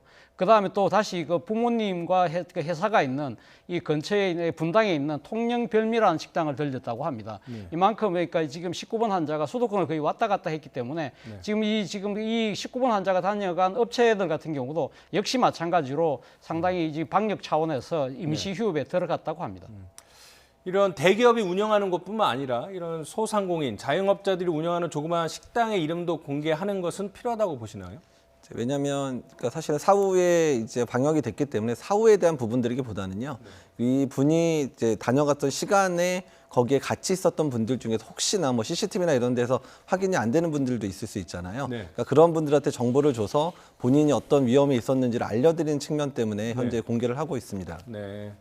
자, 그래서 워낙 많은 확진자들이 돌아다닌 동선들이 이제 공개가 되면서 많은 걱정들이 올라오고 있습니다. 자, 그래서 그런지 이제는 의사 재량으로 진단 검사를 더 확대할 수 있다고 하는데 이게 어떤 의미인가요? 지금 저희가 확인했던 환자 중에 12번은 일본에서 왔던 환자고 또 16번은 태국, 17번은 싱가포르, 뭐 19번도 싱가포르에서 온 환자들이어서 우리가 이제 보통 중국에서 많이 발생하기 때문에 대부분이 중국에서 발현됐을 거 생각했었는데 그 외에 지역에서도 환자가 현재 들어오고 있는 상태입니다. 근데 그렇다고 해서 전 세계 대상으로 해서 지금 검사를 할 수 있는 대상은 아니기 때문에 현재 지금 외국에서 환자가 이제 유입이 됐고 어느 정도 진단이 된 국가들을 중심으로 해서 의사가 환자의 증상을 보고 더 진단이 필요하면 검사를 하도록 그렇게 안내를 하고 있는 것입니다. 그러면 뭐 보건소로 보내거나 신고를 하는 게 아니라 일단 자체적으로 의료진이 판단을 하는 건가요? 검사를 해보고? 일단은 이제 그 외국 여행 갔다 오신 분이 이제 본인이 그런 호흡기 증상 또는 열이 나는 경우에는 1339 전화를 하게 되면 이제 안내를 해드립니다. 어떤 보건소를 가든지 어떤 병원에 있는 선별진료소를 가라고 얘기를 해주면 그런 상황에서 그 선별진료소 방문을 해서 그 사람의 증상의 위중도라든지 또한 그 가능성을 보고 이제 필요하면 이제 신종 코로나 바이러스 검사를 좀 진행하도록 하게 한 겁니다. 네, 알겠습니다. 그런데 이 진단검사 원하는 누구나 받을 수 있는 건 아니라고 하는데요. 진단검사가 가능한 대상 어떻게 정해되는지 조금 더 자세하게 차정윤 앵커가 정리를 해봤습니다. 네, 우선 신종 코로나 진단 검사 비용은 상기도와 하기도 검사 각각 8만 원씩 모두 16만 원입니다. 보건당국이 정해놓은 진단검사 적용 대상에 속하면 검사비는 무료인데요. 일단 중국을 방문한 뒤 14일 안에 증상이 있거나 확진 환자와 접촉한 뒤에 14일 안에 증상을 보인다면 이 대상자에 해당합니다. 또 말씀하신 것처럼 의사의 소견에 따라 신종 코로나 바이러스 감염증이 의심되는 사람도 검사비를 지원받을 수 있는데요. 하지만 의사의 이상 소견이 없는데도 환자의 요구로 검사를 시행한 경우에는 전액 환자가 비용을 부담해야 합니다. 뭐 철저한 방역이나 검사도 중요하겠지만 또 저희 보도를 보면 이렇게 많은 분들이 찾다 보니까는 업무가 마비되거나 아니면 오히려 감염 가능성이 높아진다 이런 우려도 나오고 있다고 하시더군요. 일단은 이제 그 대상자가 늘어나는 상황이고 또 이제 국민들께서 불안하신 분들도 많다 보니까 지금 오늘만 해도 되게 그런 선별진료 의료기관에 전화가 아주 폭주를 해서 업무를 마비될 정도 전화도 많이 왔고요. 특정하게 외국인이나 외국 여행을 많이 다녀온 분들이 있는 지역 같은 경우에는 뭐 환자분들이 뭐 1시간에서 2시간 이상 대기해야 되는 상황들이 벌어지고 있거든요. 그래서 또 가끔은 또 좀 황당한 의뢰들도 있는데 뭐 회사에서 중국에 출장 갔다 왔는데 너 이상 없는지 확인받고 와 뭐 이러해서 진단서 써오라는 그런 황당한 사람들도 계속 내원하고 있어서 좀 상당히 지금 진료에 부담을 갖고 있는 상황입니다. 그래서 본인의 증상을 반드시 확인하고 본인의 증상이 명확지 않은 상황이라면 일단 하루 이틀 자택에서 지내시는 게 좋을 것 같고요. 그다음 1339에 전화해서 증상이 명확하다면 그때 내원하셔서 검사를 받는 게 검사의 그런 부담도 줄여줄 수 있고 또 검사의 정확도를 올리는 방법일 수도 있습니다. 그러니까 무조건 병원이나 보건소를 찾아가지 말고 스스로 자가격리를 하면서 증상이 있는지를 좀 지켜보는 게 낫다 이런 말씀이시죠. 그리고 1339에 전화해서 좀 한 번 더 확인을 받고 이동하시는 게 좋을 것 같습니다. 자, 그런데 의협에서 이런 얘기를 했더군요. 건강한 성인들은 굳이 마스크를 쓰지 않아도 된다 이런 말씀을 하셨는데 어떤 뜻인가요? 일단 이제 지역사회 감염이 아직까지 우리나라에서 뭐 확산돼 있는 상황들은 아니기 때문에 일반적으로 다닐 때 그 마스크를 꼭 써야 되나 이런 얘기들이 나오고는 있습니다. 근데 다만 일단은 제일 중요한 거는 증상이 있는 분들, 호흡기 증상이 있는 분들은 반드시 마스크를 써야 되는 거고요. 그다음에 그렇지 않은 상황에서 증상이 없는 분들 같은 경우는 이제 사람이 많은 데를 간다든지 뭐 이럴 때 또는 버스라든지 지하철 같이 사람 많은 데를 가는 경우에는 쓸 수 있겠지만 그러지 않은 일반적인 상황에서는 굳이 쓸 필요가 없다. 뭐 혼자 있거나 아니면 집에 있거나 이럴 때는 쓸 필요 없다는 얘기죠. 물론 신종 코로나 바이러스 새로운 질환으로 추가가 된 것이긴 하지만 그래서 이제 아직까지 정확한 분석은 안 나오고 있지만 지금 얘기는 뭐 마스크를 쓰지 않을 정도다 건강한 성인은 이런 얘기도 나오고 있지만 또 독감 수준이다. 뭐 그런 얘기도 나오고 있더군요. 그러니까 이제 전파력의 수준이나 이런 부분들을 따지게 되면 뭐 독감보다 좀 비슷하거나 독감보다 좀 강하거나 이런 상황도 보이고 있고요. 증상 초기에 열이 나거나 이제 기침이 나거나 이런 부분은 독감하고 증상이 감별이 사실 안 되거든요. 근데 다행히 그나마 지금 독감이 한참 유행하던 시절에 조금 지나가긴 했지만 근데 지금도 독감 외에 여러 가지 호흡기 바이러스 같이 유행하는 시기라서 그런 이제 신종 코로나 바이러스에 의한 증상하고 일반적인 감기 증상이랑 사실 혼동이 좀 많이 될 수밖에 없는 시기입니다. 그렇기 때문에 증상만으로는 감별이 어렵다는 거고요. 본인의 여행력이라든지 본인의 증상의 악화 이런 여부들을 확인해서 의사 선생님과 반드시 상의가 필요한 상황입니다. 자, 일본 크루즈선 문제 짚어볼 텐데요. 연일 환자들이 지금 추가가 되고 있습니다. 오늘만 해도 41명이 추가가 돼서 모두 61명인데 제가 듣기로는 지금 승객만 2,700여 명, 뭐 승무원까지 합치면 한 3,700명 되는데 그중에 지금 검사를 받은 사람이 270명밖에 안 된다고 하니 10분의 1밖에 지금 검사를 받지 않은 상태 아니겠습니까? 그럼 검사를 다 하게 되면 더 많은 환자가 나올 수도 있겠군요. 그렇죠. 뭐 지금 사실 지금 유병률을 본다고 한다면 그러니까 거기에서 따라서 추측을 한다고 한다면 상당히 앞으로도 감염자가 더 많이 나올 가능성이 있다는 것이죠. 무엇보다도 크루즈라는 특수한 상황도 상당히 또 지금 이 확진자들이 늘어날 수밖에 없는 그런 근거가 되는데요. 뭐 아시다시피 크루즈선이라는 것 자체가 상당히 어떻게 보면 밀폐된 공간이지 않습니까? 그리고 특히 이번에 확진자가 발생했음에도 불구하고 사실 이 지금 크루즈를 운행하는 당국에서 선사 측에서 상당히 좀 초기에 대응을 불실하게 했다고 그래요. 그러니까 확진자가 발생했는데도 불구하고 뷔페라는 음식의 서비스를 계속적으로 했고 그리고 또 여러 사람들이 참석할 수 있는 이벤트를 계속적으로 했다고 그럽니다. 그리고 또 뭐 사우나라든지 수영장이라든지 다중이 이용할 수 있는 시설을 그대로 개방을 해놓은 상태였기 때문에 아무래도 접촉했을 가능성이 상당히 높다. 그런 측면에서 앞으로도 이 좀 더 확진자가 더 많이 나올 가능성이 높다는 우려가 커지고 있는 상황이라고 합니다. 확진 판정을 받은 그 61명은 육지로 와서 격리 치료를 받고 나머지 분들은 2주 동안 배 안에서 머물러 있어야 됩니다. 그런 상황에서 지금까지 이제 한국인은 9명이 탑승한 것으로 전해졌는데 지금 다시 들어온 보도를 보면 승객이 9명, 승무원 5명 이렇게 해서 한국인은 모두 14명이 탑승한 것으로 확인이 됐고요. 아직까지 확진 환자는 나타나지 않은 것으로 나오고 있습니다. 자, 그런데 이제 일본이 계산을 할 때 여기 나온 61명은 자국에서 발생한 코로나 환자로 계산을 안 하는데 그것도 뭐 맞는 계산법인가요? 어떻게 보면 맞을 수도 있고 어떻게 보면 틀릴 수도 있는데 이제 사실은 이제 공해상에 다니는 중간에 좀 환자가 발생을 했고 그다음에 이제 도착한 이후에 추가 환자들이 발생을 했기 때문에 일본 안에서 발생한 건 사실은 아닙니다. 근데 그렇더라도 이제 선주나 이런 모든 이제 선주도 그렇고 타 있는 분들이 대부분 일본 분들이 많은 상황이고 또 진단되는 분들도 일본 분들이 상당히 많은 상황이거든요. 그래서 일본 입장에서는 혹시라도 이제 숫자가 너무 높게 되면 오히려 일본 관광이나 이런 거 영향을 주지 않을까 이런 부분을 많이 우려하고 있는 게 아닌가 생각이 듭니다. 근데 이제 앞서도 말씀드렸지만 지금까지 61명이지만 그는 전체 승객 승무원 중에 10분의 1인데 그 확대를 전체적으로 하면 더 많은 확진 환자가 나올 가능성 무척 높지 않습니까? 그렇죠. 그럼 이 밀폐된 물론 대형 크루즈선이긴 하지만 밀폐된 공간에서 많은 사람들이 감염이 됐다면 오히려 그게 어떤 증폭 효과가 있는 상황인가 아니면 그거는 별로 상관이 없는 건가요? 그러니까 일단 이제 뭐 먼저 설명하셨지만 밀폐된 공간 안에서 되게 자주 만날 수밖에 없는 상황들이 계속 벌어진 것 같거든요. 그래서 다중 감염 상태죠. 한두 명 감염된 게 아니고 여러 명이 감염되고 또 그 사람이 또 다른 사람을 감염시키는 이런 체인이 그려졌을 거거든요. 그래서 저런 경우에는 사실은 초반에 환자가 발생했었을 때 바로 차단을 하고 다들 뭐 방법은 없더라도 어쨌든 가족끼리든 어떻든 간에 한 방에 다 따로따로 이제 들어가게 하셨어야 되고요. 절대로 밖에 다니지 않게 했어야 되는데 그런 부분들이 실패한 거기 때문에 그 이후에도 계속 환자들이 확산됐을 가능성이 높아서 상당히 좀 안타까운 부분이 있습니다. 네. 자, 앞서 말씀드린 대로 크루즈선에 탑승한 승객들 어떻게 생활하게 될지 저희가 간략하게 말씀을 드렸는데요. 관련 발언 한번 들어보겠습니다.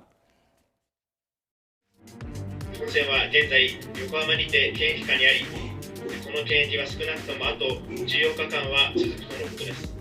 今は一歩も外に出られない状態なんです。2人ぐらいこう見回ってらっしゃるみたいですね。ちょっと覗いてみたら。症状の程度については詳細は差し控えますが、特別な措置を必要とされる方はいない。このように申し上げます。 승객과 승무원 모두 14명 한국인이 저 배 안에 타고 있는데 그러면 잠복기라고 하는 한 2주 동안 선실에서 격리가 됐다가 최종 음성 확진 판정을 받으면 통상적으로는 바로 우리나라로 돌아올 수 있는 건가 아니면 일본에서 더 머물러서 추가 격리 조치를 받아야 됩니까?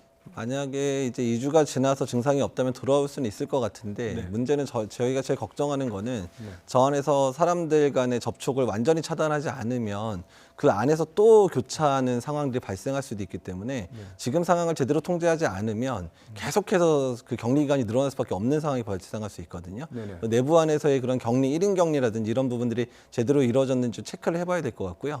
그 안에서 이미 이제 저렇게 갇혀 있는 상태 안에서 교차 감염됐는지 여부를 반드시 확인이 필요합니다. 그러니까 물론 우리도 아산과 진천에서 격리를 대고 있지만 아무래도 이제 해상에 있는 배이다 보니까는 완벽하게 차단을 할 수는 없을 것 같아서 오히려 멀쩡하던 분들도 또 전염이 될 가능성도 큰 상황 아니겠습니까? 그렇죠. 왜냐하면 지금 3-4명 가족들 같이 있는데 그중에 한 명 발생해버리면 나머지 가족들 또 노출되는 거거든요. 그럼 그 가족들도 그때부터 2주 또 격리돼야 하는 상황이 계속 체인을 그릴 수 있기 때문에 그래서 지금 아산이나 진천에 있는 교민들도 다 1인실에 들어가게 하고 절대 못 나오게 하는 이유들도 그런 환자 발생했을 때 서로 만약에 서로 대면하게 되면 또 전파 사례가 발생할 수 있으니까 절대 못 나오게 하고 있는 거거든요. 근데 배 안에는 그런 공간이 부족하니까 그게 제대로 안 되고 있을 가능성이 높다는 거죠. 그러면 우리처럼 어떤 육지에 있는 격리시설을 마련해서 1인 1실을 줘야 되는데 이 일본의 조치는 좀 잘못됐다고 봐야 될까요? 그러니까 아마도 이제 숫자가 너무 많으니까 3천여 명이 넘으니까 그걸 동시에 갑자기 3천 명을 이송해서 할 수 있는 공간 마련하기 쉽지는 않을 것 같은데 만약에 진짜로 제대로 할 거였으면 우리나라처럼 그런 시설을 여러 개를 빌려서 1인 격리를 하도록 했으면 조금 더 안전하지 않을까 생각이 듭니다. 어쨌든 일본이 그렇게 제대로 격리 조치를 하고 있지는 않은 것 같은 생각이 듭니다. 자, 다음에는 중국 교민들 상황도 알아볼 텐데요. 오늘 박원순 시장이 중국 한인회 연합회 관계자들을 만났습니다. 중국 내 우리 교민, 이 구호물품 경제 문제 등 어려움이 상당하다고 하는데요. 차정유 앵커가 정리했습니다. 네, 중국 교민 모임인 중국 한국인의 임원들은 오늘 박원순 서울시장을 만나 구호품 긴급 지원을 요청했습니다. 교민들은 마스크가 없어서 면 티셔츠를 잘라서 쓰는 지경이고 손 세정제 대신에 50도짜리 중국 백주를 쓰는 경우도 있을 정도라고 호소했는데요. 또 지하철에서 마스크를 안 쓰면 공안들이 강제로 하차시킨다고 설명하기도 했습니다. 또 마스크 없이 백화점에 들어갔다가 공안이 수갑을 채운 경우도 봤다면서 어려움을 강조했습니다. 자, 먼저 마스크가 없어서 면 티셔츠로 마스크를 만들고 손 세정제나 소독제가 없어서 살균제가 없어서 이 도수가 높은 알코올 도수가 높은 독주로 손을 세척한다. 이런 방법이 임시 방편적이지만 효과가 될 수 있을까요? 효과적일 수 있을까요? 일단은 저희가 이제 권장하는 그러니까 세균이나 바이러스가 사멸할 수 있는 농도를 한 70% 정도를 보는데 50도면 좀 낮거든요. 아예 효과가 없는 건 아니지만 사멸하기까지는 좀 시간이 걸릴 수 있는 상황이라서 좀 저런 부분이 안타깝고요. 그다음 마스크나 이런 부분들이 필터 기능이 중요하게 되는데 면천이나 이런 것들을 한다 그래서 필터 기능이 제대로 될 거냐 그 부분들은 확실하지 않기 때문에 큰 도움이 되지 않을 것 같아서 더 우려가 됩니다. 도움은 별로 안 되는군요. 네. 그러면 왜 우리 정부에서는 우리 교민들을 위해서 마스크나 손 세정제 좀 지원이 필요하지 않을까요? 아무래도 뭐 그런 부분에 대해서는 아마 정부 당국에서도 생각을 하고 있지 않을까요? 그러니까 지금 오늘 서울시장 박원순 시장이 오늘 그 교민 관계자들 말씀을 듣고 난 뒤에 정부 당국에 이러한 요구를 그러니까 전달하겠다는 이야기를 했고요. 그리고 또 지금 당장 지금 그 우리 중국 교포 교민들이 지금 숫자가 제가 오늘 보니 깜짝 놀랐습니다. 80만 명에 달한다고 그래요. 그리고 지난번에 우한에서 교민들이 돌아오셨지만 이분들의 설명에 의하면 사실 진짜 거기 오랫동안 계신 분들은 돌아오지 못했다고 그래요. 그러니까 80만 명의 교민들 중에 상당수가 삶의 터전이 중국에 있기 때문에 지금 이번에 전 세계로 들어오신 분들 같은 경우는 거기에 일 때문에 가셨다든지 관광 때문에 가셔서 잠시 체류한 분들이 돌아오신 거고 상당히 거기에 삶의 터전을 뿌리 깊게 받고 있는 교민들 입장에서는 상당히 떠나기가 쉽지 않다. 그렇다고 한다면 이 본국 정부에서 할 수 있는 한 모든 방법을 다 동원해서 이 교민들에 대한 지원을 아낌없이 해야 되지 않을까 생각이 듭니다.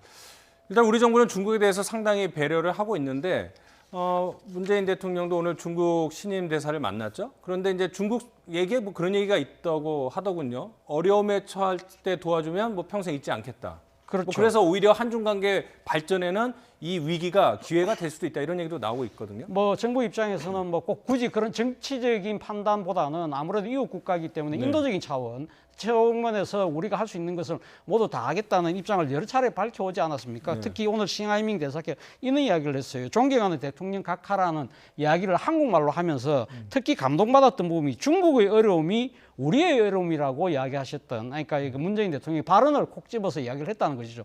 중국 입장에서는 상당히 지금 그 국가적인 재난을 당하고 있는데 한국이 그나마 그래도 상당한 지원과 함께 중국 사람들에 대한 여러 가지 배려와 관심을 그러니까 놓지 않고 있다. 이런 부분들에 대해서는 아마 이웃 국가인 중국 입장에서도 상당히 좀 어떻게 보면 재난 속에서 좀 든든한 좀 이렇게 버팀목이 된다 할까요? 아마 한국이 그런 작용을 하고 있다는 데 대한 아마 사회의 뜻을 표한 것이 아닐까 생각이 듭니다. 자, 이 정부가 지금 지역 사회 내 감염 가능성이 커지고 있다. 이런 우려를 처음으로 표명을 했고요.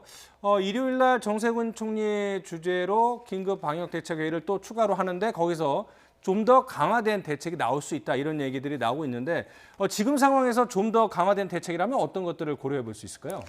그러니까 일단은 이제 지역 사회 내 유행이 시작되게 되면 의료기관들의 부담이 상당히 커질 수 있습니다. 그래서 그런 것들을 이제 예방하는 좀 강력한 조치들을 아마 시행할 가능성이 높아질 것 같습니다. 그래서 대표적인 거는 이제 폐렴 환자들 같은 경우에는 국내에서 발생한 환자들이라도 선제 격리하고 코로나 바이러스를 검사하는 그런 방법도 동원될 가능성이 높고요. 또한 지금 이제 여러 국가로 지금 검사 대상이 확대되다 보니까 이제 감염자들이 늘어날 가능성이 높으니까 일부 공공병원들 같은 경우에는 아예 이런 신종 코로나 바이러스 환자들을 받을 수 있도록 일단 입원해 있는 환자를 다 빼고 거기를 아예 이제 입원 시설로 이제 변모하는 그런 준비들도 시작할 것 같고요. 또 그 외에 이제 중환자들에 대한 치료 준비도 해야 되는 상황이기 때문에 혹시라도 환자가 많이 발생하면 중환자들이 발생할 수 있잖아요. 그러니까 그런 것들을 준비하기 위해서 중환자 병상이라든지 중환자를 위한 인공호흡기 또는 에크모 같은 기계들을 조금 더 확충해 놔서 혹시라도 지역사회 감염 이후에 발생하는 그런 중증 환자들을 치료할 수 있는 여건들을 갖추도록 노력을 할 것 같습니다. 입국 제한 지역이나 국가를 확대하는 거에 대해서는 어떻게 생각하세요? 일단은 사실 뭐 이제 그런 논의들은 이미 진작에 시행됐어야 될 상황인데 그게 논의하고 고민하고 이러다가 이미 때는 다 놓친 상황이고요. 앞으로는 의료기관들이 잘 준비가 될 수 있도록 또한 보건소의 기능을 확충해서 의료기관의 부담을 또 보건소가 좀 많이 짊어져서 어쨌든 의료기관 선에서의 그런 방어들 또한 병원 내 환자가 입원하지 않게 하는 여러 가지 방법들을 찾아서 수행해야 될 상황이 된 것 같습니다. 네. 그러니까 이 교수님뿐만 아니라 이 자리에 출연하신 많은 의료 전문가들께서는 입국 제한 지역에 대한 확대의 필요성을 계속 한 2주 전서부터 강조를 했는데 안타깝게도 지금 확대하는 것에 대해서는 약간 좀 늦지 않았나 이런 우려를 표명을 했습니다. 예, 지금까지 이재갑 한림대 강남성심병원 감염내과 교수, 차재원 부산 가톨릭대 특임 교수와 함께 코로나 상황에 대해서 알아봤고요. 잠시 뒤에는 정치권 소식 알아보도록 하겠습니다. 두 분 오늘 고맙습니다. 네, 감사합니다.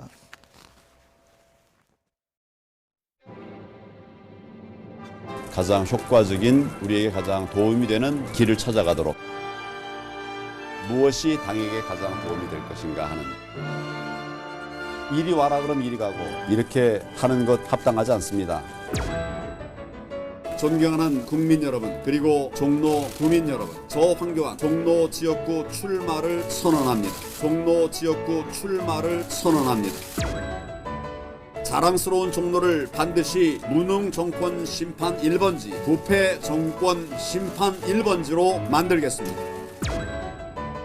이럴 때일수록 대표급, 지도자급들이 앞장서야 된다고 생각을 합니다.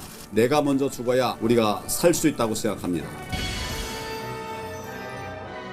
신사적인 경쟁을 한번 펼치고 싶다 하는 기대를 가지고 있습니다.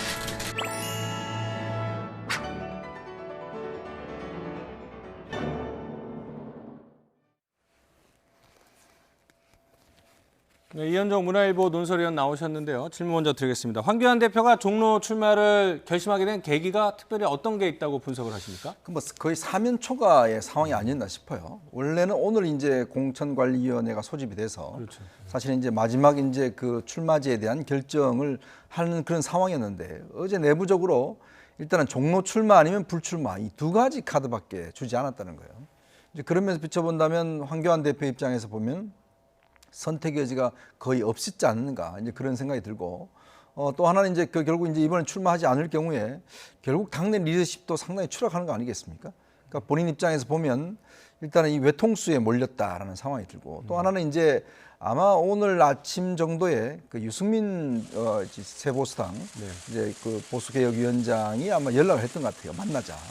아마 이제 보수통합에 대한 입장들이 어느 정도 정리가 되어가는 이제 그런 상황이다 보니까 일단 본인의 출마 문제를 좀 결정을 해도 되겠다.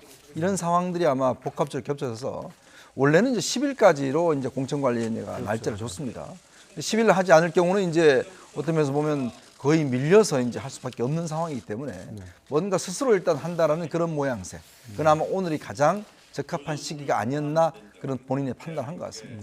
그러니까 오늘이 아니었다면 결국 본인 스스로 결정하는 게 아니라 남에 의해서 결정이 되는 그런 그렇죠. 상황이 될 그렇게 뻔했군요. 되면요, 뭐 결국은 의미가 없어져 버리죠. 아니 생각해 보십시오. 제1야당의 대표가 자기 의지가 아니고 당에서 밀려서 출마를 한다 그러면 과연 그게 제대로 선거운동을 뛸 수가 있겠습니까? 아마 그런 측면을 본다면 황 대표도 고심이 많았을 거예요. 왜냐하면 일단 본인 입장에서는 지금 뭔가 국회의원이 이제 목표인데 문제는 지금 일단 종로 상황을 보면 그렇게 녹록지 않지 않습니까? 이제 그런 상황에서 어떤 면에서 보면 희생을 하러 간다라는 생각도 있을 수가 있는 것이고 그래서 아마 여러 군데 다른 데 여론조사를 돌려봤던 것 같아요. 그런 면에서 본다면 근데 다른 데 가게 되면 이 프레임 자체가 결국 피해 간다는 인상밖에 주지 않지 않습니까? 결국 뭐 이낙연 전 국무총리가 무서워서 다른 지역 간다 그러면 거기서 이겨봤자 어떤 큰 정치적 어떤 득실이 없기 때문에 어떤 면에서 보면 아마 여러 가지를 고려해서 아마 오늘 결정한 것 같습니다. 그러니까 보통은 이제는 출마 지역을 정하기 위해서는 당내에서 자체 여론조사를 돌리는데 다른 지역도 돌려봤다라는 거는 여러 가지 험지 중에 하나를 생각을 해봤지만 사실상 선택지는 종로밖에 없었다는 생각이 드는데요. 그러니까 뭐 어떤 험지라도 사실은 뭐 용산을 가든 마포를 가든 그러니까 어떤 면에서 보면 지금 상황으로 보면 결국 피해간다는 인상밖에 줄 수가 없어요. 뭐 거기 가서 당선된들 그래서 본인이 정치적으로 뭐 어느 정도 성과를 얻었다라고 이렇게 이야기하기 어렵지 않습니까? 그리고 지금 현재 당이 어떤 면에서 보면 반문연대 전선을 형성을 해서 어떤 총력을 기울여야 되는 그런 상황인데 문제는 거기에 최전선에 장수가 서지 않으면 뒤에 따르던 사람이 따르겠습니까? 또 하나는 지금 이제 TK 지역이나 일부 중진들에게 불출마라든지 물갈이를 지금 이야기하고 있지 않습니까? 근데 본인은 험지에 가지 않으면서 다른 사람한테는 험지가라 이야기를 하면 그게 말이 안 통하지 않겠습니까? 아마 그런 면도 있지 않나 싶습니다. 뭐 두 사람의 이력 잘 아시겠지만 다시 한번 정리를 해보면 황교안 대표는 국무총리를 했고 법무부 장관, 부산고검장, 검사 출신이죠. 이낙연 전 총리는 국무총리, 전남도지사, 사선의원, 언론인 출신입니다. 좀 대비되는 부분도 있고 공통점도 있긴 한데 어쨌든 간에 대선 전초전이다. 이런 빅매치가 성사됐다. 최대 뭐 관전 포인트나 접전지가 될 것 같다는 생각이 듭니다. 그렇죠. 바로 그 때문에 지금 종로의 그 빅매치 부분에 대해서 많은 그러니까 그 여론과 그 관심이 모아졌던 이유가 그게 있는 것이거든요. 지금 뭐 차기 그러니까 지금 대선 여론 그러니까 이 지금 주자 조사를 보면 1, 2위가 이낙연 전 총리 그리고 또 황교안 당대표 이 두 사람이 상당히 박빙의 싸움을 벌려왔지 않습니까? 그렇기 때문에 어떻게 보면 이번 총선에서 종로에서 붙는 것 자체가 미리 보는 대선전이라는 측면이 분명히 있는 것이고요. 또 하나의 또 이 특징이라는 것은 우리나라 헌정사상 처음으로 전직 총리 간의 대결이 지금 이루어진다는 겁니다. 그렇다고 한다면 한교안 대표도 오늘 지금 뭐 출마 선언에 대해서 이야기를 했지만 문재인 정부에 대한 심판론을 이야기하고 있지 않습니까? 그러나 또 다른 측면에서 본다고 한다면 한교안 대표도 전임 정권의 국무총리였다. 그 전임 정권이 바로 탄핵에 의해서 물러났던 정부라고 한다면 이낙연 전 총리의 입장에서 본다고 한다면 이 지금 박근혜 이 정부의 탄핵 책임론을 또 들고 공격을 할 수 있는, 그렇기 때문에 야당 심판론이냐 정권 심판론이냐 또 프레임 전쟁이라는 측면에서도 또 지켜볼 대목이 아닐까 생각이 듭니다. 자, 일단은 황교안 대표가 좀 불리한 게 이낙연 전 총리는 이미 종로로 이사를 해서 털을 잡고 선거운동을 사전 선거운동을 하고 있는 셈이고요. 또 전임 정세균 의원의 지역구와 그 조직을 물려받았기 때문에 뭐 여론조사도 조금 뒤지는 것 같으니까 어떤 프레임으로 접근하는 게 좋을까요? 늦었지만. 아무래도 이제 통합 보수, 그러니까 보수가 통합된 대표 주자다. 그리고 어떤 거기에 이제 대표적인 이제 당 대표다. 이런 프레임으로 가져갈 것 같아요. 왜냐하면 이제 이낙연 총리 같은 경우는 아무래도 전직 총리였지만 문재인 정부를 대표하는 인물 아니겠습니까? 사실은 뭐 2년 반 동안 사실은 최장기 이제 총리를 했고, 그렇다면 거기에 대한 심판의 어떤 대표 주자로서 이제 그래서 본인도 그런 이야기 했지 않습니까? 결국 이제 이건 어떤 이낙연과 황교안의 대결이 아니라 결국 이제 문재인 정부와 자기의 대결이다라는 그런 프레임으로 가져가는 거죠.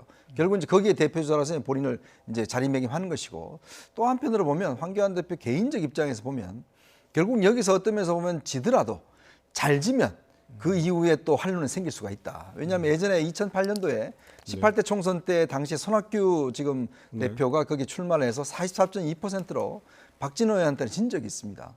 근데 아주 이제 근소한 차로 졌기 때문에 나름대로 그 이후의 정책 행보도 충분히 할 수 있는 동력이 된 거거든요. 물론 아직까지는 우리가 뭐 승패를 이야기할 수 없습니다만은 황교안 대표 입장에서 보면 당을 대표해서 험지에 나가서 정말 처절히 싸우다가 어떤 면에서 보면 지더라도 그건 어떤 정치적인 기반이 되는 것이죠. 근데 반대로 이낙연 전 총리가 만약 여기서 져버리면 이게 상당히 치명상이 되는 거죠. 그러니까 지금 상당히 뭐 유리한 국면에 있는 것이고, 근데 이 상황이요. 예전에 그 19대 총선 때 사실 그때 정세균 그 총리가 나와서 오세훈 전 서울시장하고 붙었을 때가 있습니다. 그때 여론조사상으로는 오세훈 전 시장이 굉장히 이기는 상황이었어요. 근데 실제 결과는 정세균 총리가 사실은 이기는 상황이었죠. 그러니까 이 종로 지역이라는 게요, 여론조사와는 좀 달리 상당히 지역적으로 굉장히 특징적인 지역이 많습니다. 그리고 또 어떤 면에서 보면 각 동별로 지성향이 뚜렷한 성향이 있거든요. 그러면 본다면 아마 야당 입장, 즉 황교안 대표 입장에서 본다면 좀 바람을 일으키는 이런 선거를 집중하지 않겠는가라는 생각이 듭니다. 네. 바로 말씀하신 것처럼 바람을 일으켜서 뭔가 지금 이제 역전의 그런 교두보를 마련해야 될 입장이라고 한다면 한교안 대표의 오늘 선택 자체는 조금 만시지탄의 느낌을 지울 수 없다는 것이죠. 사실 지금 종로 선거전만 들여다본다면 참패원과 도전자가 과연 누군가 좀 헷갈릴 사람들이 꽤 많을 겁니다. 어떻게 보면 지금 이낙연 전 총리가 먼저 지금 종로에 깃발을 꽂은 셈이지 않습니까? 그리고 아주 좀 파이팅 넘치는 자세로 누구도 나와라, 내가 붙겠다 다는 이야기를 했고, 계속 한교안 대표는 계속 뭔가를 재우는 듯한 모습, 그리고 아까 이 의원님 말씀하셨지만 계속 다른 지역을 지금 두드려보는 그런 형국이었다는 겁니다. 그렇기 때문에 어떻게 보면 건투로 따지면 링에 먼저 도전자가 올라가서 인파이팅의 자세로 해야 되는데 어떻게 보면 지금 여야가 좀 바뀌어 있는 형국. 그리고 또 하나의 측면은 앞서 이 지금 선거전 자체가 전직 총리 간의 대결이라는 측면도 있지만 또 하나의 특징이 뭐냐면요, 같은 당 당대표, 전현직 당대표가 똑같은 선거구에 나와 있다는 겁니다. 그것은 무슨 말이냐, 이정현 의원이 다 바로 한국당의 뿌리인 새누리당의 전 대표를 했잖아요. 이분이 지금 한교안 대표가 상당히 망설이는 기간 중에 본인이 지금 출마 선언을 하면서 자신이 끝까지 완주를 하겠다고 이야기를 했거든요. 그렇다고 한다면 이 보수 야권 입장에서는 후보 단일화를 해야 되는 그런 측면이 있다는 거죠. 과연 어떻게 이정현 의원을 나름대로 모양새 있게 감동 있게 후보 단일화를 이뤄낼 것이냐, 이 부분도 한교안 대표 입장에서는 상당히 넘어야 될 만만치 않은 벽이라는 겁니다. 자, 이정현 의원 말씀하셨으니까 이정현 의원은 자유한국당의 후보자가 정해지지 않은 상황에서 황교안 대표가 올 거를 예상하고 나간 걸까? 아니면 그분도 다른 선택지가 없어서 그런 걸까? 아니고 단일화 가능성 어떻게 보시는지? 이미 이정현 대표는 사실은 본인은 이제 이미 순천을 떠나겠다라고 해서 떠나왔죠. 그리고 지금 본인이 구축하는 게 좀 더 젊은 세대의 정당을 만들겠다라고 이제 추진하고 있지 않습니까? 그렇다면 본인 입장에서 보면 딱 오면 일단 상징적인 곳에 출마를 해야겠죠. 그래서 이제 종로를 선택한 것 같은데 아마 뭐 저는 이 문제는 뭐 잘 해결될 가능성도 있지 않을까 싶어요. 왜냐하면 어차피 이제 지금 새 보수당과 그다음에 자유한국당의 통합이 1차적으로 이루어지고 난다면 좀 범보수와의 어떤 연합이라든지 이 틀 속에서 아마 이정현 대표와의 뭐 후보 단일화라든지 이런 것도 형성이 되는 이벤트가 되는 것이고 네. 뭐 일단 제가 볼 때는 큰 변수는 되지 않을까 싶습니다. 왜냐하면 이제 이렇게 돼버리면 황교안 대표가 대표적으로 나와버리면 이게 뭐 어떤 보수의 어떤 그런 대표주자 보수의 어떤 이런 성향에서 어떤 상징성이 있기 때문에 네. 나머지 후보와는 어떤 크게 어떤 문제는 뭐 차이가 있지 않는가 하는 생각이 들고 결국은 양자 대결로 가게 될 것이고 언론의 초점도 그렇게 가게 된다면 아마 다른 어떤 변수는 크게 작용하지 않지 않을까 하는 생각이 듭니다. 네. 자, 종로는 서울 시내 한 지역구이긴 하지만요. 정치 1번지로서 상징성이 무척 큰 곳인데요. 과거의 거물급 간의 대결과 함께 총선 전체 판세에는 어떤 영향을 미쳤는지 차정윤 앵커가 전해드립니다. 이낙연 대 황교안 두 사람의 빅매치가 성사되면서 정치권의 눈과 귀는 종로로 향하고 있습니다. 선거 때마다 종로는 거물급 정치인들의 대결로 주목을 받았는데요. 대통령 3명을 배출했다는 점에서 정치 1번지로 불리기도 합니다. 그렇다면 역대 총선 성적표는 어땠을까요? 1996년 15대 총선 종로에는 신한국당 이명박 후보와 통합민주당 노무현 후보가 맞붙었습니다. 뭐 정치 1번지라는 것보다는 오히려 문화예술의 1번지, 무슨 사람이 살기 좋은 생활 여건상. 우리 민주당은 삼김청산을 주장하고 있기 때문에 이 종로에서 승부를 내야 한다. 그렇게 생각해서 종로에 출마했습니다. 결과는 이명박 전 대통령의 승리였습니다. 총선 종합 성적에서도 신한국당이 139석을 가져가면서 원내 1당을 차지했습니다. 하지만 2년 뒤에 이명박 전 대통령이 선거법 위반 혐의로 의원직에서 자진 사퇴하면서 종로는 무주공산이 됐죠. 1998년 7월 노무현 전 대통령은 당시 한나라당 정인봉 후보를 상대로 이겼습니다. 다만 보궐선거가 치러진 6곳 가운데 한나라당이 4석을 가져가면서 압승을 거뒀습니다. 2000년 16대 총선에서는 노무현 전 대통령이 부산 출마를 선언하면서 종로는 정인봉 후보가 탈환에 성공합니다. 이후로 2002년 보궐선거에 이어 18대까지 박진 후보가 내리 3선을 하면서 12년 동안 종로는 한나라당 차지였는데요.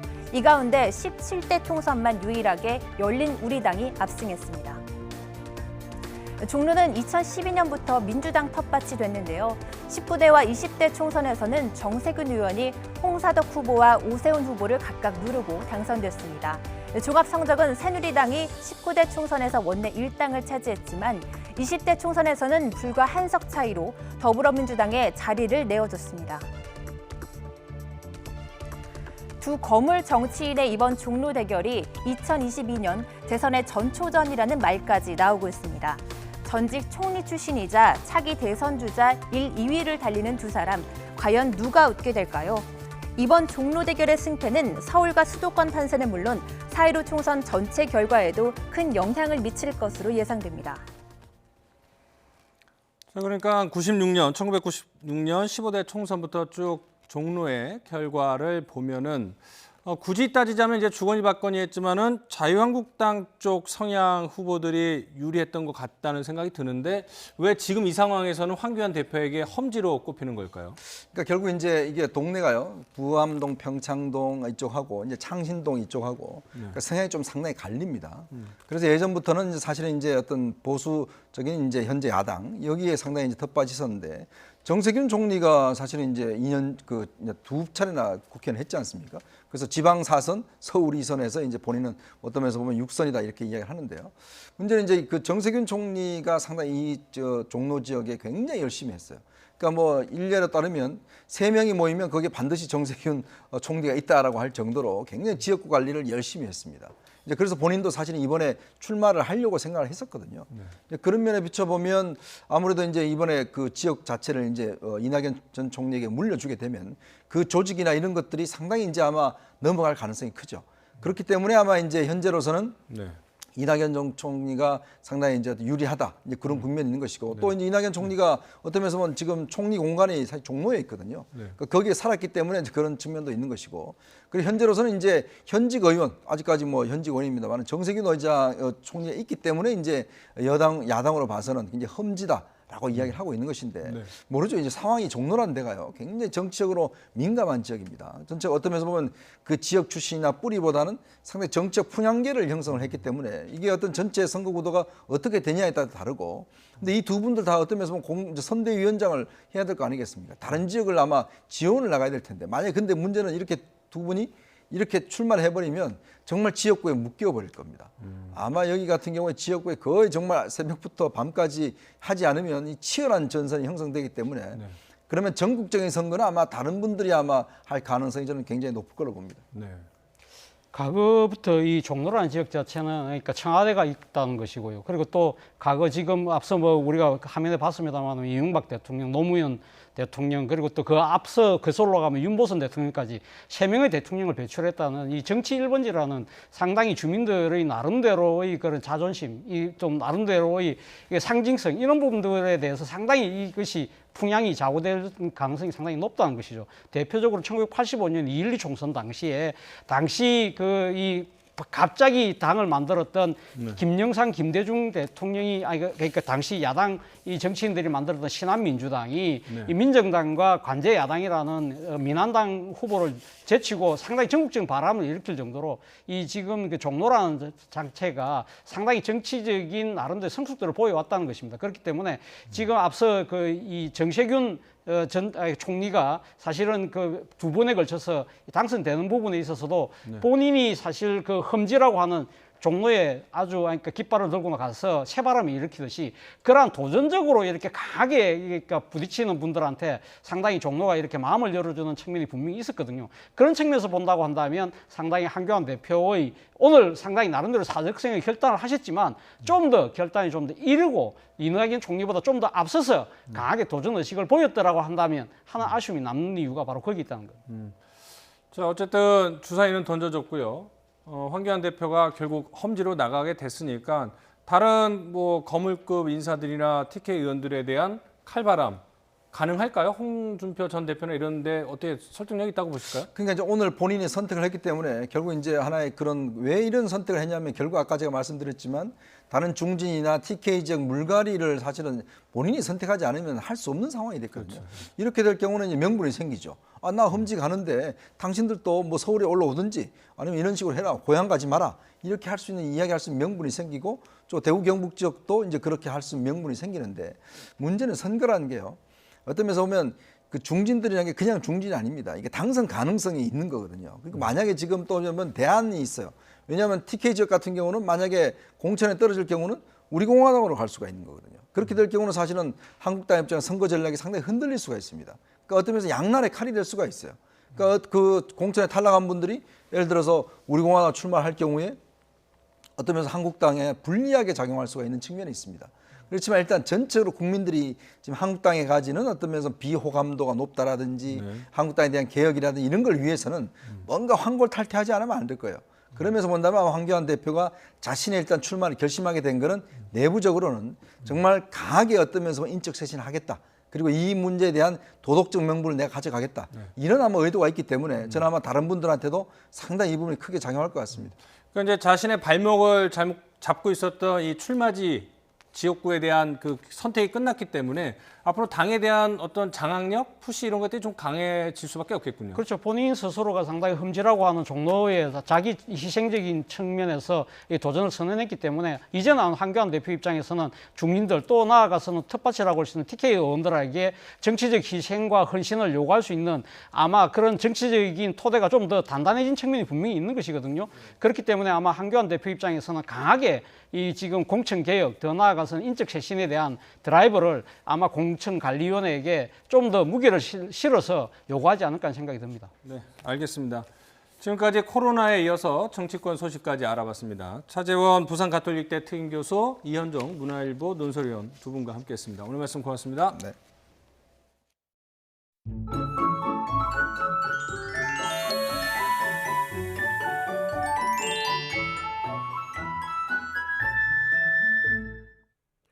주말인 내일은 추위가 풀리면서 비교적 온화한 날씨가 찾아오겠습니다.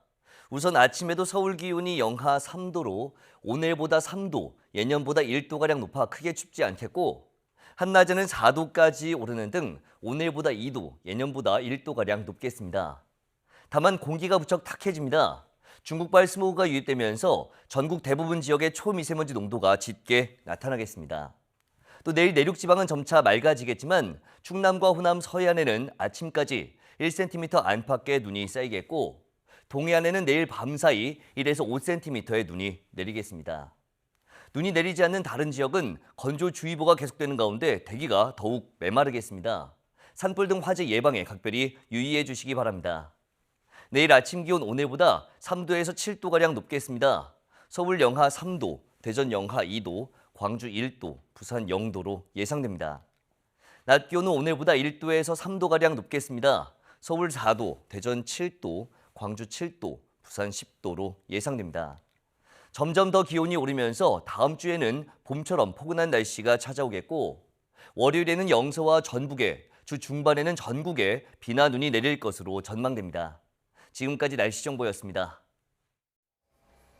금요일 뉴스나이트 마칩니다. 편안한 밤 되십시오.